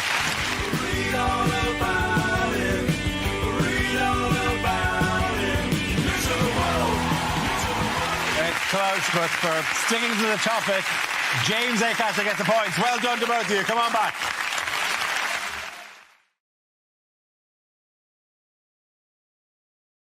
Can we move on to the actual meeting itself, the Conservative Party conference? How has that gone? How have the Conservatives, in the light of all these scandals, won back the hearts and minds of the British public? Cameron wants to bring back the idea that you'll have your own doctor again. They want to extend GP hours and also have you don't just see annual GP, you'll have your own GP, which I like the idea of, because my surgery, you don't know which one you're going to see. And sometimes when you arrive, we've got one of those electronic arrive for your appointment things, rather than talk to a receptionist. They feel there's a more efficient way of spreading disease if you all have to touch a screen. and sometimes it'll say you're going to see this doctor or that doctor, but sometimes it doesn't know. And one time I've gone in and it's actually gone, you are seeing Dr. Unknown. My old nemesis. We meet again, Dr. Unknown. People are worried about kind of immigration and employment. People are defecting to UKIP. And so to counter that, there's amazing policy, which is that if a parent or something dies and he leaves a pension, they're going to reduce the tax that you have to pay after death. You kind of think, what is that exciting in any sense? Yes. No. To rich people, that is enormously exciting. I don't understand it. What about zombies? OK. Zombies is a legal grey area. Do they have to pay it, or do they get a rebate? They don't get a rebate, but they only have to pay a lower rate of tax on when they draw down the lump sum that they had previously invested but not taken. Presuming they became a zombie after 75. Before 75, of course, they get the same series of monthly payments that I have leading up to the breakup.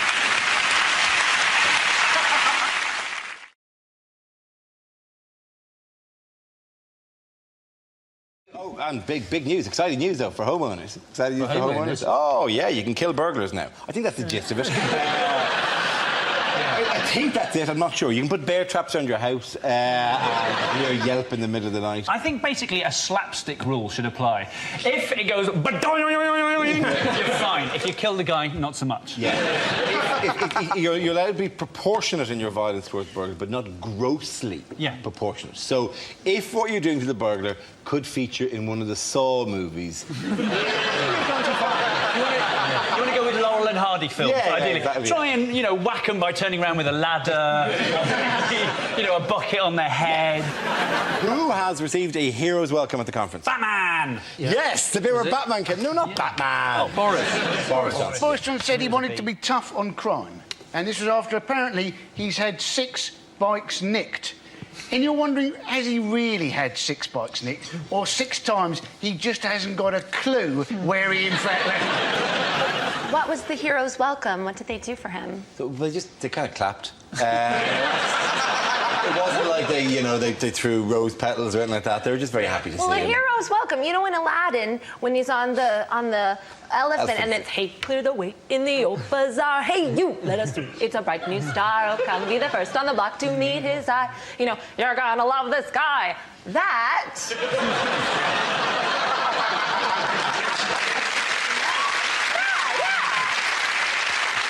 The hero's welcome. I defer to your definition of a hero's welcome. At no point did Barbs arriving on, near, or confusingly like an elephant. They also gave him, like they give everyone at the Tory Party conference, they gave him a 2-minute standing ovation.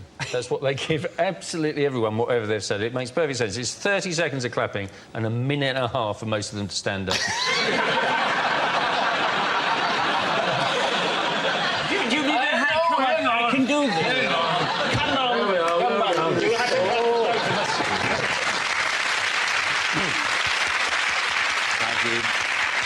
Hinge and bracket over there. OK. In other news, outside the party conference, what have hospital patients been asked to rate? They have been asked to rate, apparently, exactly how good the A&E departments are. The question is, would you recommend this A&E department to your friends and family? Well, what are you going to say to them? Oh, well, don't worry, you've had an accident. You're going to St Mark's, and that's got a cracking A&E. It's the beginning of Casualty. Wasn't it? Just a man falling off his shed onto his garden rake and then crawling to his laptop to go on TripAdvisor. Or just come home to your partner, square up and go, I'm going to send you someplace nice. Well, I've never heard domestic violence put quite as charmingly as that. Yes, I know that they put don't know in. There's extremely likely, need or likely, no, unlikely, likely, extremely don't know. Don't ask the people with concussion. How would you rate it? Cabbage? Banana? Mummy? Cabbage? The people who give the lowest rating are dead. So the results are going to be unavoidably skewed. That's going to be a very awkward conversation when they go, I'm sorry, we've lost him. Do you think he was satisfied with the...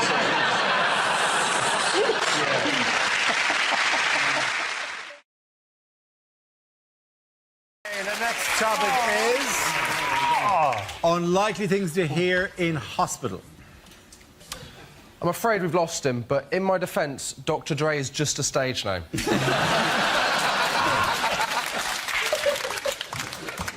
Right. I'm afraid you have had a stroke, so can you now take your hand out of my trousers?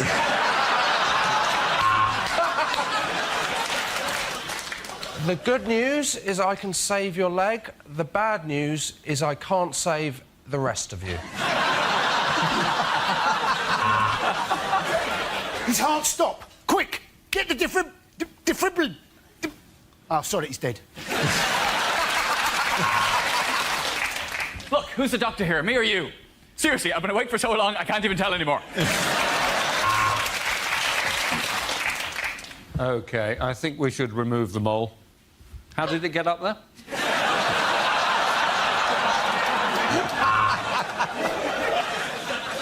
Welcome to Ashford Hospital. Why not join me in playing Pregnant or Fat?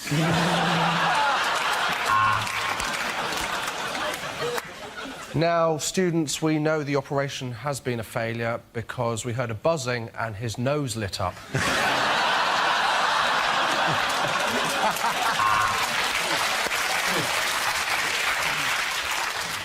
Welcome to the cardiology unit.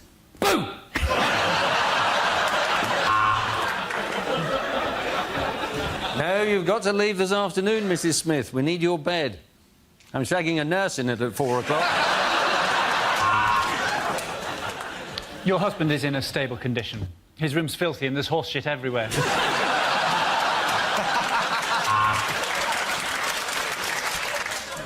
You could look at it that way, or you could think of it as gaining a hook.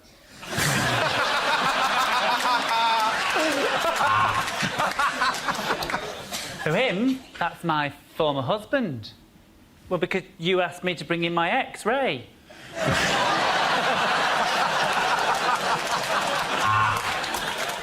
I'm afraid we're a bit short of time today. Do you mind if we pull the sheet over you now?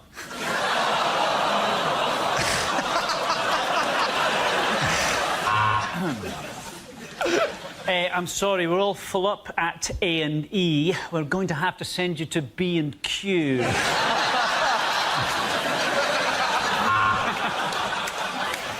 You'll just feel a small prick, and then I'll pull my trousers up and won't bother you again.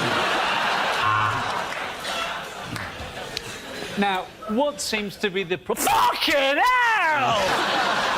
OK, the boys go to Chris, Hugh and Hal.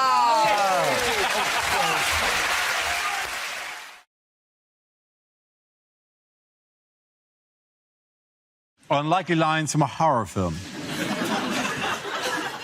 I know what you did last summer because you keep posting all your boring shit on Facebook.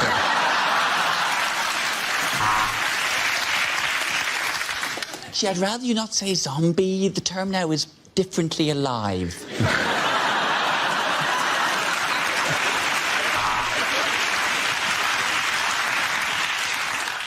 I have a message from the other side.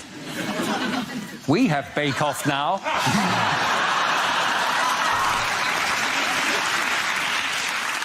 The ghost is trying to say something to us. Old Kent Road. Community chest. Go to... Sorry, I didn't have time to get a Ouija board. Oh,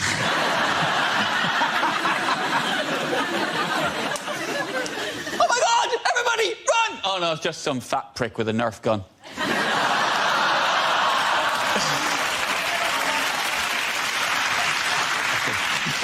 I think you mean a broken Nerf gun. For example, this bit shouldn't do this. It's alive! It's alive! Oh, no, sorry, it is dead. I really am an awful vet. I'm afraid I have no choice but to kill you, because I've already chosen to shag and marry your two friends. 28 days later, a horrifying journey of a man going from Three Bridges to East Croydon with Southern.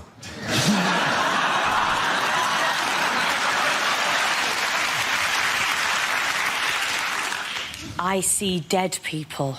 Oh, no, my bad, it's Keith Richards. Get back, you demons! You devils! Get away, Satan's spawn! Back from whence you came! That was the party political broadcast on behalf of the UK Independence Party.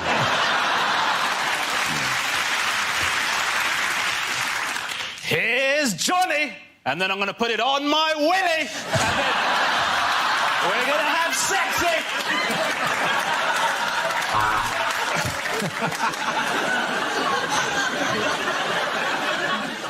Sir, there's been another attack by the undead in Wimbledon.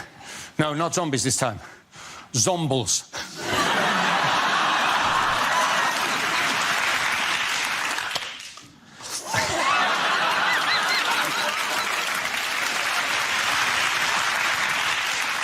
A seance? No. I've been pronouncing it seance.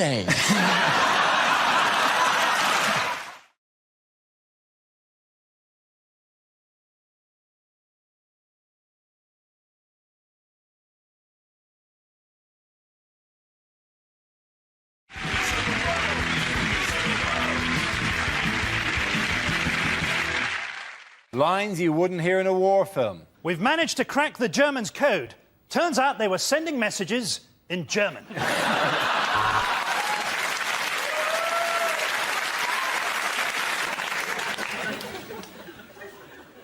Why are we speaking English?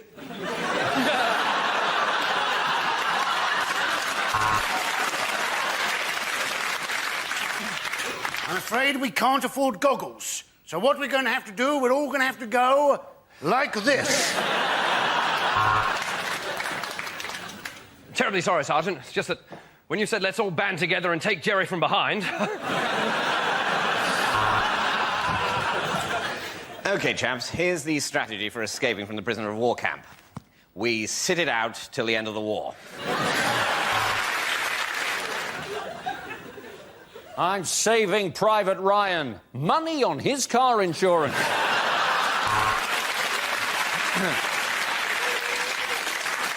Is anyone else embarrassed that we've all turned up in the same outfit? There's only one way to settle this war, through the medium of dance.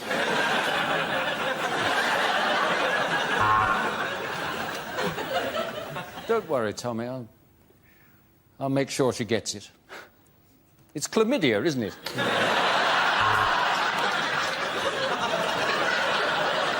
You've each been selected for this mission because you're unknown to the enemy and you each have a special skill. Professor Hawking, John Leslie, Phil Neville, the Wu-Tang Clan, Usher, the Sugar Puffs Monster, and Daniel Day-Lewis. Welcome to Operation Mindfuck. At the end of that round, the points go to Frankie, Hugh and Adam. Now we come to scenes we'd like to see. So if everyone can make their way over to the performance area, I'll read out this week's topics and then we'll see what our panellists can come up with. OK, here we go. The first subject is things you wouldn't hear on a news programme. And the markets are as followed. £3 a loose banana there, £3 a juicy straw.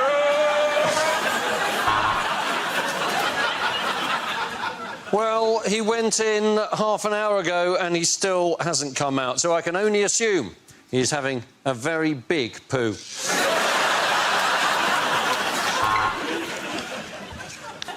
Sad news now. Wally has been found. His funeral's next week. No one knows where, but that's what he would have wanted.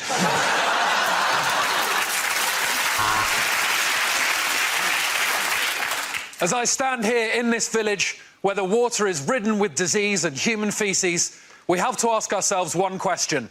Why did I choose to wear flip-flops?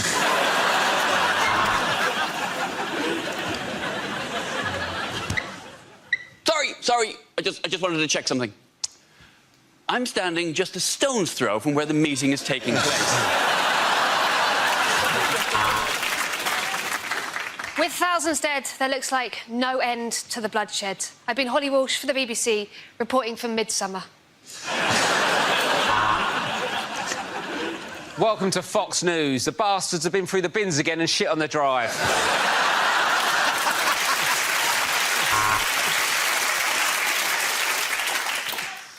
And the Italian wing of Heinz soup has been put into administroni.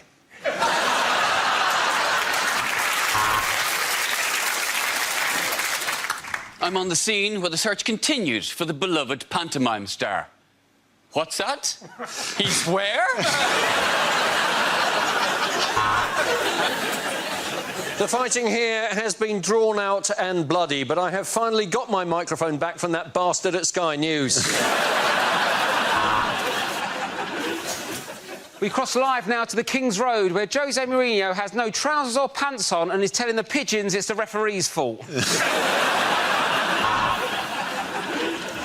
And we've got Barry Chuckle on the scene of the crime. Barry, to you.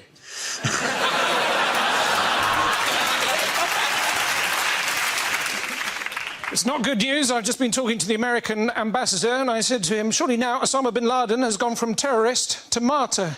He said, we say tomato.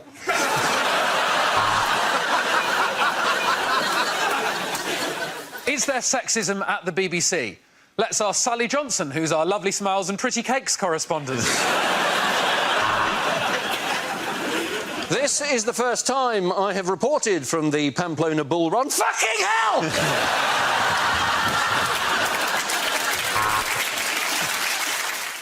Unlikely things to hear on a property show. 6 months in, and Mike has fallen out with the builder. There was no window there, and neither of them noticed. With violence and strong language from the very beginning, it's a place in the Sunderland. Yes, it is north-facing, but on the plus side, it's a caravan, so you can just turn it round.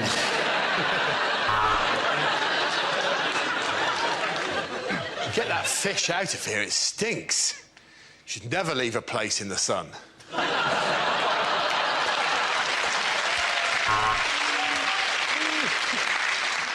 We've just 1 hour while Gina's at the shops to improve her flat in Luton. We're setting it on fire and moving it to Oxford. Well, it's another setback. This time the structure is damaged. And for the first time, I'm asking myself, will the Death Star ever be finished?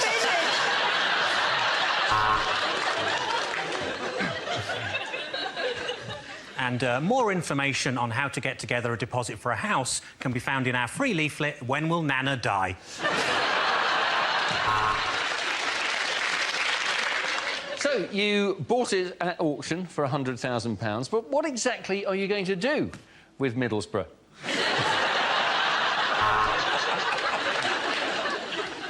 Well, what we've done is we've knocked the wall between the kitchen and the lounge down, and what that's done is killed all the people who were sitting in the lounge.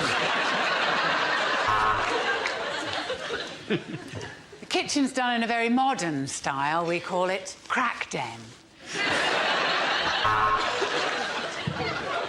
We're looking at a well-equipped council house in Hull. Fridge, oven, washing machine. In fact, this is one of the nicest gardens we've seen. This week on Grand Designs, my gran designs a house. It'll be shit. She's got terrible arthritis and not even a rudimentary qualification.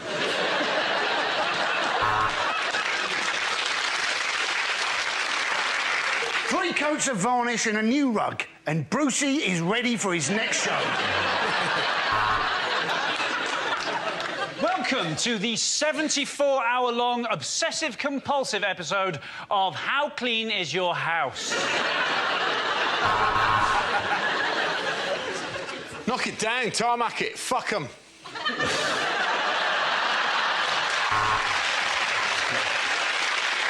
OK, the next topic is unlikely things to hear in a maternity ward.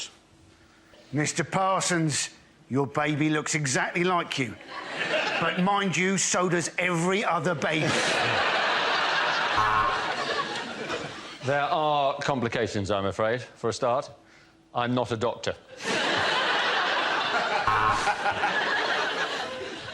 I definitely can see the head. You should do your flies up, Doctor.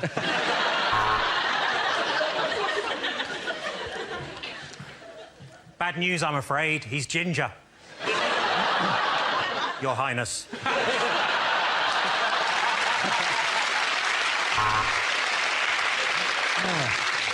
So, would you like to hold the little fella? Or shall I give you the baby?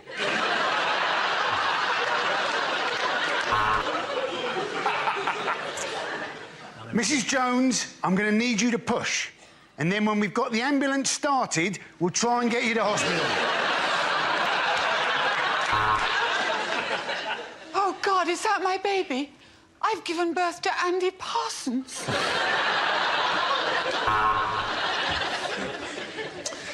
I'd stay up that end and talk to your wife if I were you, Mr. Smith. It looks like Alien versus Predator down here.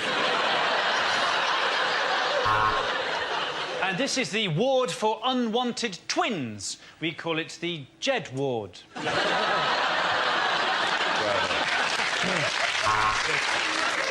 Basically, you just turn them over and slap them on the arse. These nurses' parties are great.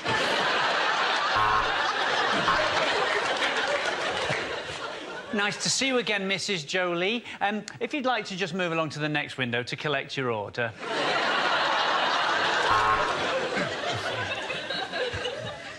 Oh, this isn't your first baby, is it?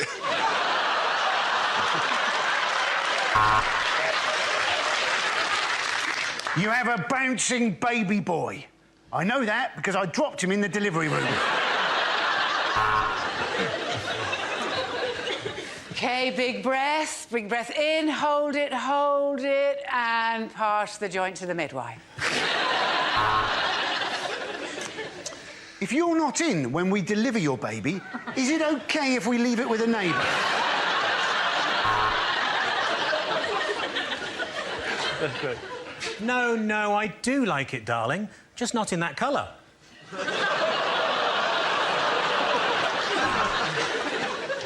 I know you're in great pain, but we need to know your name. Right. Doctor for Mrs. Fuckoff. OK, give that round of applause. Give a break. Joe and Andy! Bad ways to start a party political broadcast. Hello.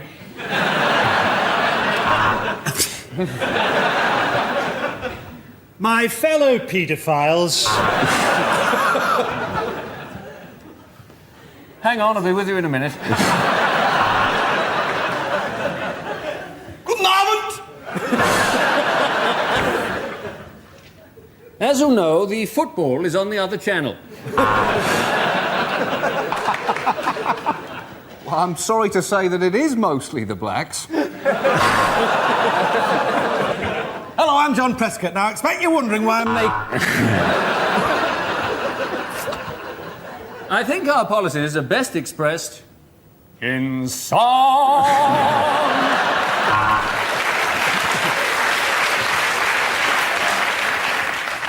During the next 3.5 hours... Now, look, we all know we're not going to win.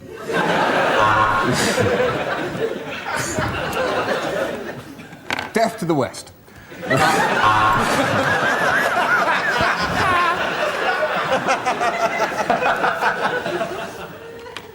Let me tell you what the voices in my head are telling me. OK, our next topic is things you'd never hear a French person say. Of course, it looked hopeless, but we kept fighting.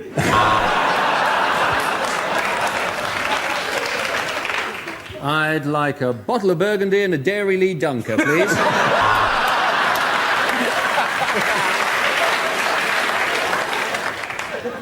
You're English. How nice to meet you.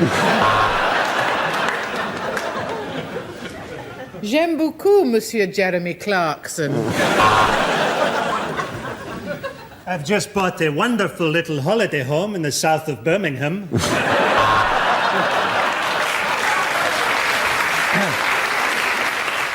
My favourite road? Well, that's got to be the A303. At night, in many ways, it's quicker than the M4 and you get to go past Stonehenge. If you're going London to the West Country, it's A303 for me every time. What a road. What a road. And we throw that part of the animal away.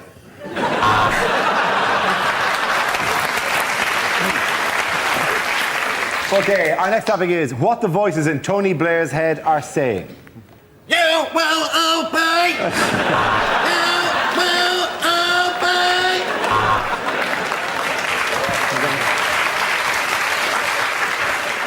Keep smiling, have Gordon killed. Keep smiling, have Gordon killed.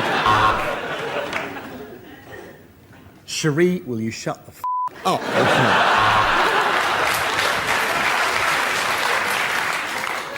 Oh, look, there's Cherie. That reminds me, I must post a letter.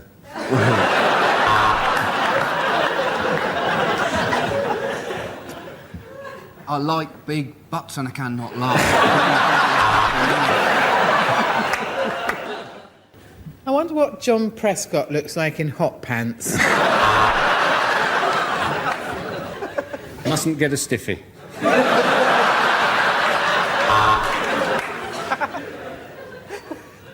Damn it, got a stiffy. Go on, lie. You got away with it last time. Well done, everyone. All come back and sit down. Unlikely things to hear in a science programme. 1643. The cold air balloon is invented. But it doesn't really take off. For Einstein, it was easy to choose a DJ name. He would be MC squared.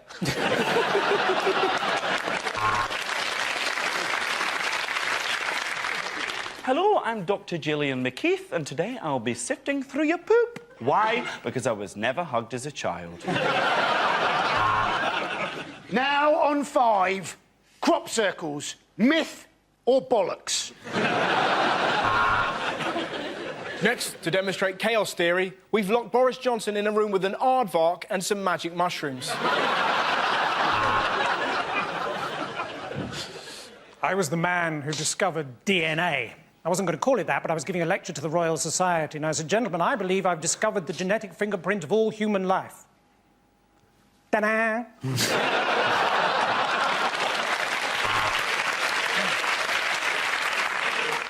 I've been Richard Dawkins. Good night and God bless. Shit!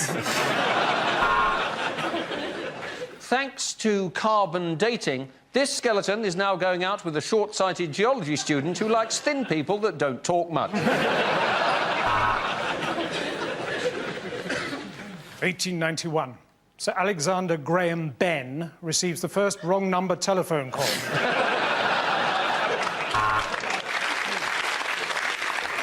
He realised that this equation was going to take him absolutely years. So he switched to a media studies course, which was a piece of piss.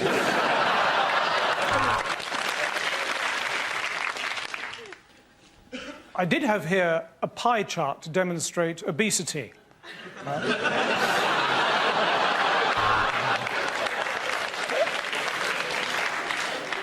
Apart from the human, the only animal to enjoy having sex is the dolphin. I had to shag a lot of animals to find that out. I'm a meerkat, she's not lying. Tonight we'll be discussing molecular science. Our guests are Sir Patrick Moore, Robert Winston, and Dappy off of N-Dubs. With their tiny arms, could the T-Rex self-pleasure? Let's find out in another edition of Wanking with Dinosaurs. At the end of that round, the points go to Russell, Holly and Andy. OK, here we go. The first subject is lines that you'd never hear in a Bond film. Ingenious, Q. It's a bomb, but it's also a rucksack.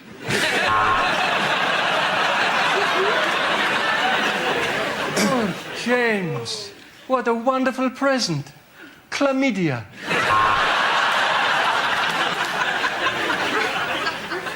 My name is Bond. Mohammed Bond. Everything's ready for your mission, Bond. All you need to do is fill in this health and safety risk assessment. Mr. Bond, have you ever kissed a man?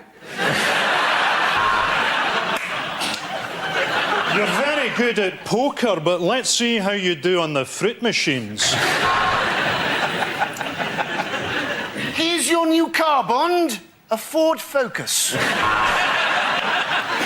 I'll have an egg roll, scrambled, not boiled. Let me get this straight. There's an evil tyrant at the top of a mountain, surrounded totally by armed guards. Do you know, I don't fancy it. It's not just a baseball bat, Bond. It's a baseball bat with a nail through it. Oh, James.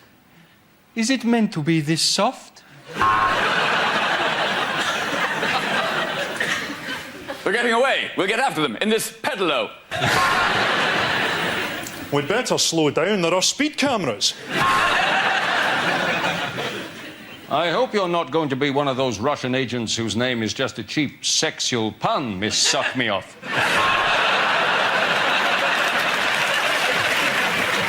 Next topic is TV shows that never made it to air. The boy whose arms and arse and head fell off.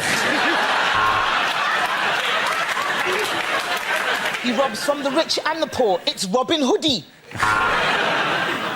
And now the magic of Britain's parks at night as Bill Oddie presents Gay Watch.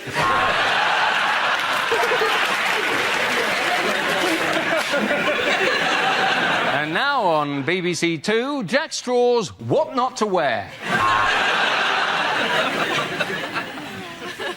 I'm Wayne Rooney, and welcome to Granny's Do the Filthiest Things.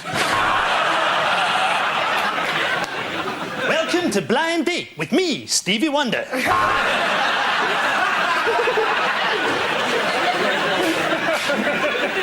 now BBC One, it's the Senile Dementia Show.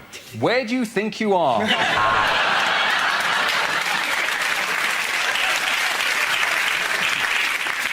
This week on Who Do You Think You Are, Prince Harry traces his family tree with some surprising results. Let's leave it at that, ladies and gentlemen. Well done to all of you. Points go to Frankie, Hugh and Gina. Unlikely lines from a children's book.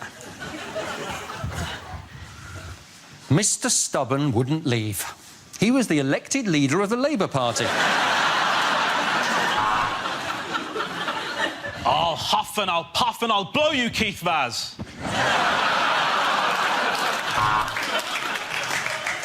As Noddy looked at his new friends, Rampant Rabbit and Linda the Love Egg, he realised he was in a very different kind of toy town. And all the animals of Buttercup Farm celebrated because Percy Pig was going to the slaughterhouse and they never had to listen to that whiny little bastard again. And the beautiful woman was cursed to sleep for 100 years. And that's your defence, is it, Mr. Cosby? She didn't do it. Don't boo her. I'm Paddington Bear from Peru, said Paddington. And if you show me where the toilet is, I'll poo out this condom of cocaine.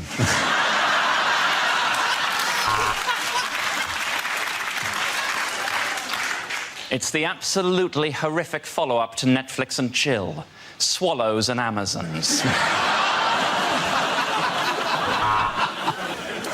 And was there a happy ending? Well, the prince did love massage parlours.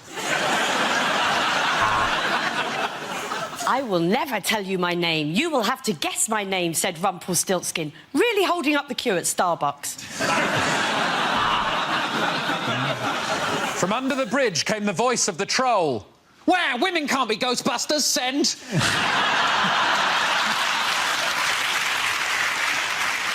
Every day, Jack and Jill have to walk up a hill to fetch just one pail of water. But for just £5 a month... Oh, it wasn't a giant peach after all, thought James, as he watched the big friendly giant put on his swimming trunks.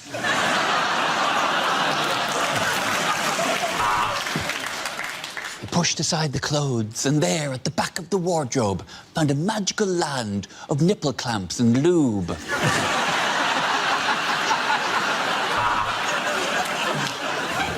There's an Indian in the cupboard. I think he's hiding from UKIP. Oh, well, come on, that's unfair. I've been in this cupboard for bloody ages. OK, the next topic is things you wouldn't hear on a quiz show. You've already used your 50-50 to narrow down the options to A, in or B, out. Mr. Cameron, are you sure you want to ask the audience?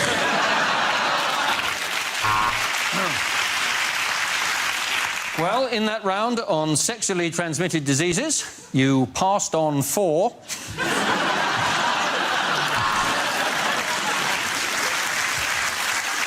We asked you for things that start with an E. You said, a great night out with the lads. Welcome to Britain's only quiz about birds of prey. Fingers on buzzards, please.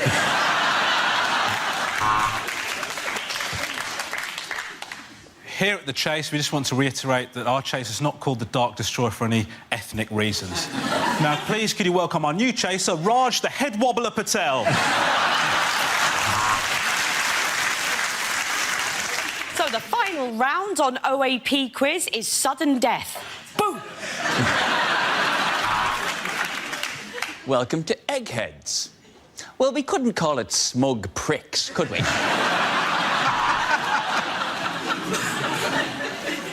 Welcome to Tipping Point, for people who are too thick to follow the chase. Name, Keith Vaz. I mean, Jim. Occupation, MP. I mean, washing machine salesman.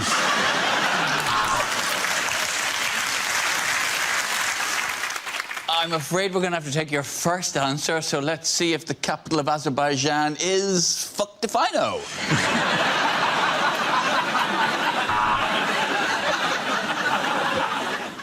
Is that your final answer? I'll marry someone else then.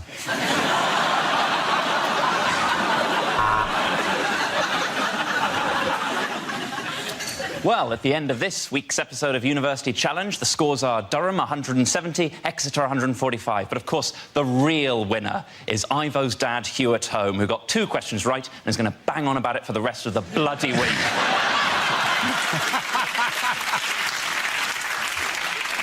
Well, we've given the contestants their meth and sent them to Hampton Court. Welcome to the Crystal Maze.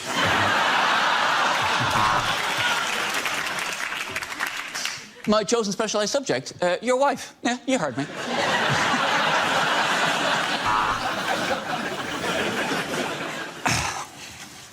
I've started, so I'll finish.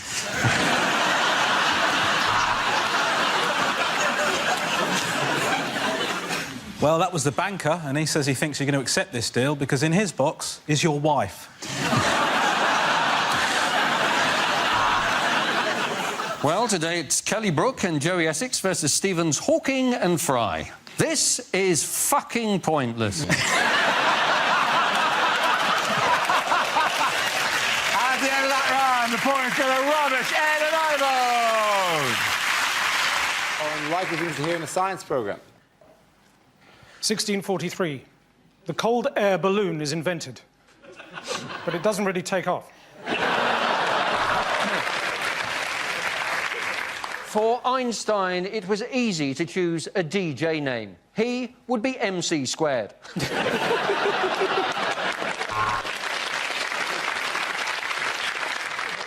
Hello, I'm Dr. Gillian McKeith, and today I'll be sifting through your poop. Why? Because I was never hugged as a child. Now on 5, crop circles, myth or bollocks? Next, to demonstrate chaos theory, we've locked Boris Johnson in a room with an aardvark and some magic mushrooms. I was the man who discovered DNA. I wasn't going to call it that, but I was giving a lecture to the Royal Society, and I said, gentlemen, I believe I've discovered the genetic fingerprint of all human life. Ta-da!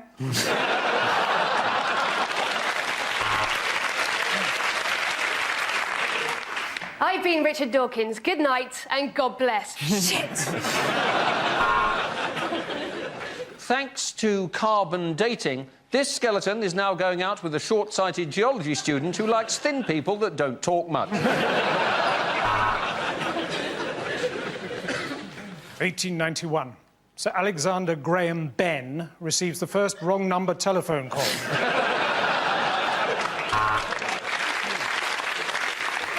He realised that this equation was going to take him absolutely years. So he switched to a media studies course, which was a piece of piss. Apart from the human, the only animal to enjoy having sex is the dolphin. I had to shag a lot of animals to find that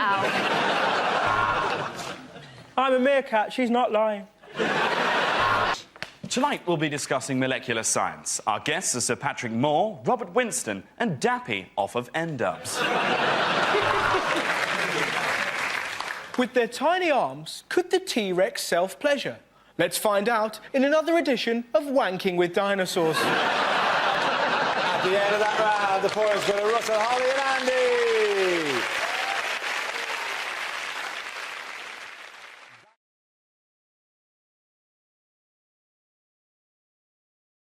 Now we play a round called If This Is the Answer, What Is the Question? On the board are 6 categories. Nathan, which category would you like? Health, please. OK, your category is health, and the answer is 8. What is the question? Is it when talking to Barack Obama, how many black friends does David Cameron claim to have? Is it what might bras look like if breasts were arranged vertically? So, according to figures given to the tax office, how many coffees has Starbucks ever sold? Is it after what hour are you legally permitted to consume square mint chocolates?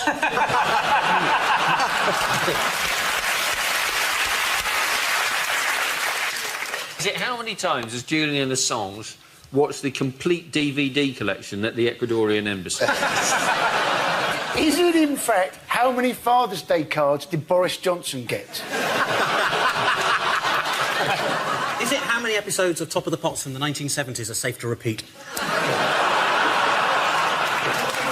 Is it how many thousand people are looking at this thinking, why is Lamar doing comedy?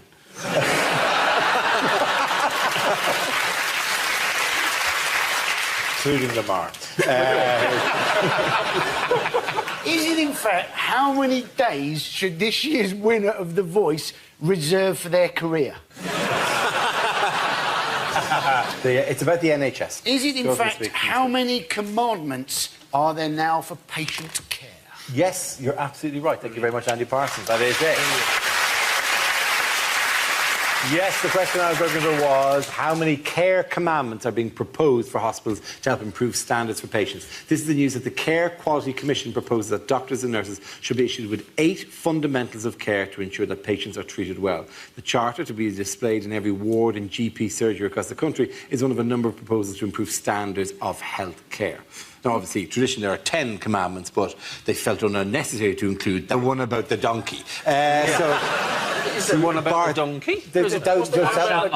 It's an oxen, isn't it? Welcome to Mock the Week 458 BC. Thou shalt not cover thy neighbour's drip. Thou shalt have a right to wear a gown that doesn't show your bum. Food that can be cut with a knife. They're so desperate for money. My nan was in hospital recently and they had to kick her off her trolley because they were taking it back to Asda for the pound. I've heard your nan's off her trolley anyway. I can't offend any more family today.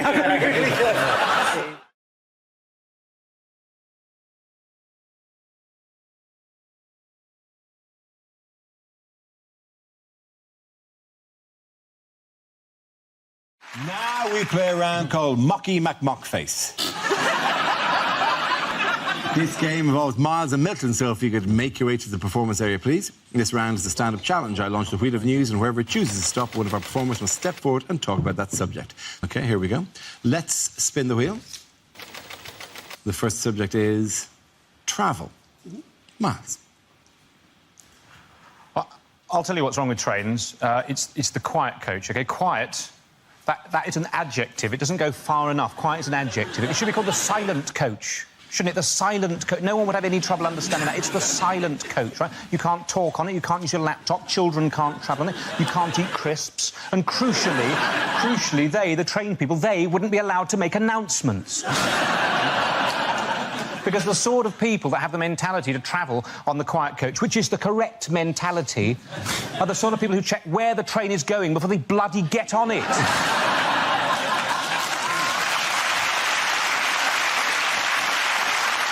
For years, we've just not got these things right. Mock the weak audience, you're exactly the sort of people that know what I'm talking about. In Russia, during the revolution, right?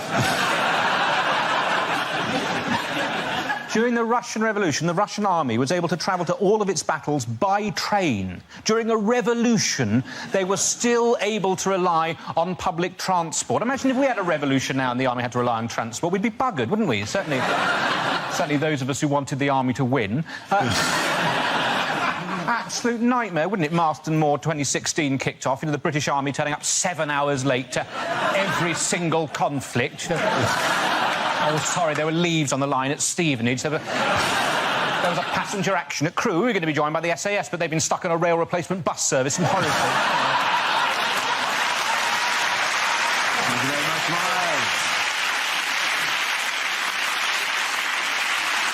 OK, now leaves Milton. Let's see what topic you've been left with. Let's spin the wheel.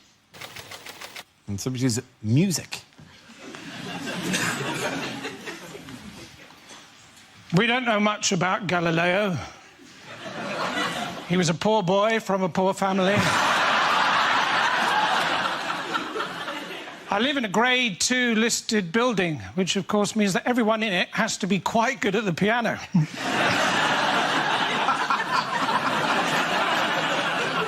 Apparently all Chinese children who are learning to play the piano know a tune called Knife and Fork.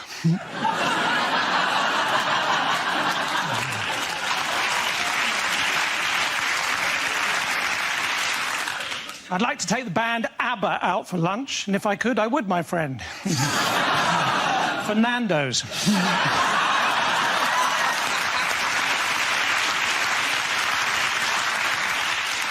When I was at school and it rained, we used to have to stay in for wet play. And when it was cold, we used to have to stay in and listen to this really dull band. AD 79. Julius Caesar receives the first ever weather forecast.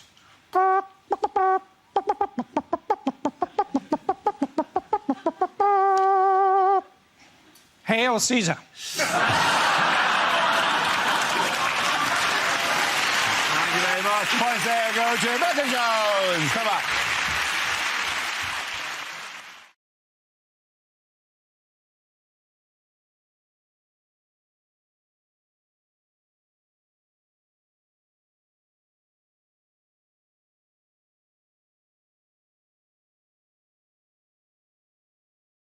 So, what else? In other health news? What health initiative is coming into schools? Michael Gove is saying school lunches should be banned because apparently only 1% of them meet the nutritional requirements that school dinners are supposed to have. Yes, that is generally the gist of it, right? That's the facts. Yeah. I don't have a joke. Yeah. It's true. No, it's true. But it's only 1% of... I mean, what are people... I don't like the story anyway. Is it just me? I don't want to think about Michael Gove's lunchbox. I just don't want to think about it. Well, I'm sorry. I presume people put it... What are people putting into it? Like, they're only 1% well, of... not the kind of stuff you see, this seems to me a very unfair story because they're saying that packed lunches are very unhealthy compared with school lunches. But they're not... I mean, when I only ever had packed lunches. I had brown bread sandwiches. I had 2 cubes of jelly. What? Yeah. Jelly that wasn't made? Jelly that wasn't made, because my mum didn't like giving us chocolate or sweets or something. She used to cut up jelly. Yeah. She used to cut up a jelly, you know, the cube that you make it from, and give me 2 bits of it. And it was really, really nice. But for the rest of the day, after I'd had it, I was always slightly worried that it might turn into jelly. Just a huge-shaped... If you drank a glass of water, it would go...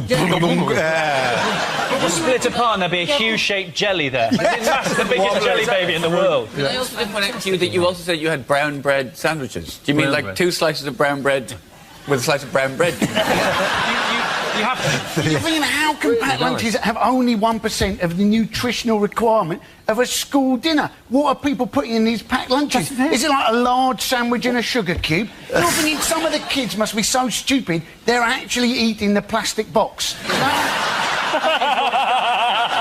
Sure, I thought parents have more control. No, but they do. The problem is parents do have control. Every time they try and solve this problem, the parents get in the way. When Jamie Oliver tried it, right, tried to get rid of turkey twizzlers and put healthy food in schools, so mums at the school gate passing packets of chips through to their children. If you want to solve this problem, it's not a policy thing. Just make the railings thinner so they can't shove the massive hand. Sandra, you're going to have to put your face right up and eat a feed into your individual. You know which kids it was? They're going after lunch with shiny lips and 2 rust lines down the face. I have to, you're making an excellent point, but you said turkey twizzlers. I genuinely thought you said when they tried to get rid of Turkish prisoners. Why are Turkish prisoners feeding children in school? Because they are getting their for the rest of that for the whole thing, I was going, well, one of them is called Sandra. And that really is the clue as to the likelihood that I didn't actually say that. I suppose. You put it that way, it makes more sense. They're suggesting that teachers should eat with the kids. But the thing is that, you know, a lot of teachers do currently eat with the kids, although it's usually in the form of a romantic meal, isn't it? Merry Christmas!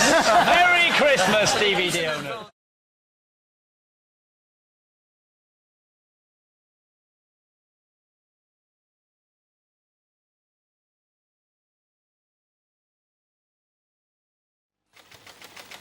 First subject is language. Who wants to come in on that? Chris. Language, apparently, was developed by humans to help them during hunting. That's what people will tell you. I don't buy that. I think language is more likely to have developed spontaneously, probably between a cave couple who were just furious with each other, incandescent with rage, but completely incapable of expressing their emotion, just standing opposite each other in the cave mouth, going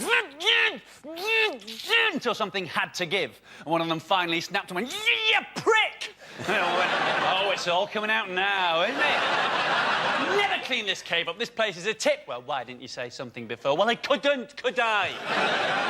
"You're a pig, you are. My mother warned me about you." "Oh, really? How?" Bantu, the Bantu languages of the southern African peoples, they speak with a system of clicks and tuts, this kind of using their throat and their tongue, and they're constantly surrounded by horses they've no need of. It's a nightmare for them. Bantu for go away horse is they're screwed. It really is, isn't it? Thank you very much, Chris. OK, let's spin the wheel again. The subject is home life. Who wants to come in? Sarah. My home life involves no children. I don't really like children. And if you ask, most of my female friends don't have kids. If you ask any woman who doesn't have kids what would worry them about having kids, the answer would always be childbirth. From what I understand of childbirth, it changes you downstairs, doesn't it? It changes you downstairs. I quite like my downstairs the way it is, thanks very much. Certainly don't want an extension. But it's bound to change, though, isn't it? Because you're forcing a person out. That's what you're doing. You're forcing a person out. I've never forced a person out. I forced a couple in. But I was in a shop recently, and this little boy came running over to me, put his hand in mine and shouted, "Mammy!" And I thought, oh, sometimes forget me keys, but I think I'd remember that. And then his dad came over, and I thought, I wonder if this is the best chat-up line ever. And his dad's going to go, "No, no, that's not your mammy. Remember, your mammy left us because my willy's too big." Oh,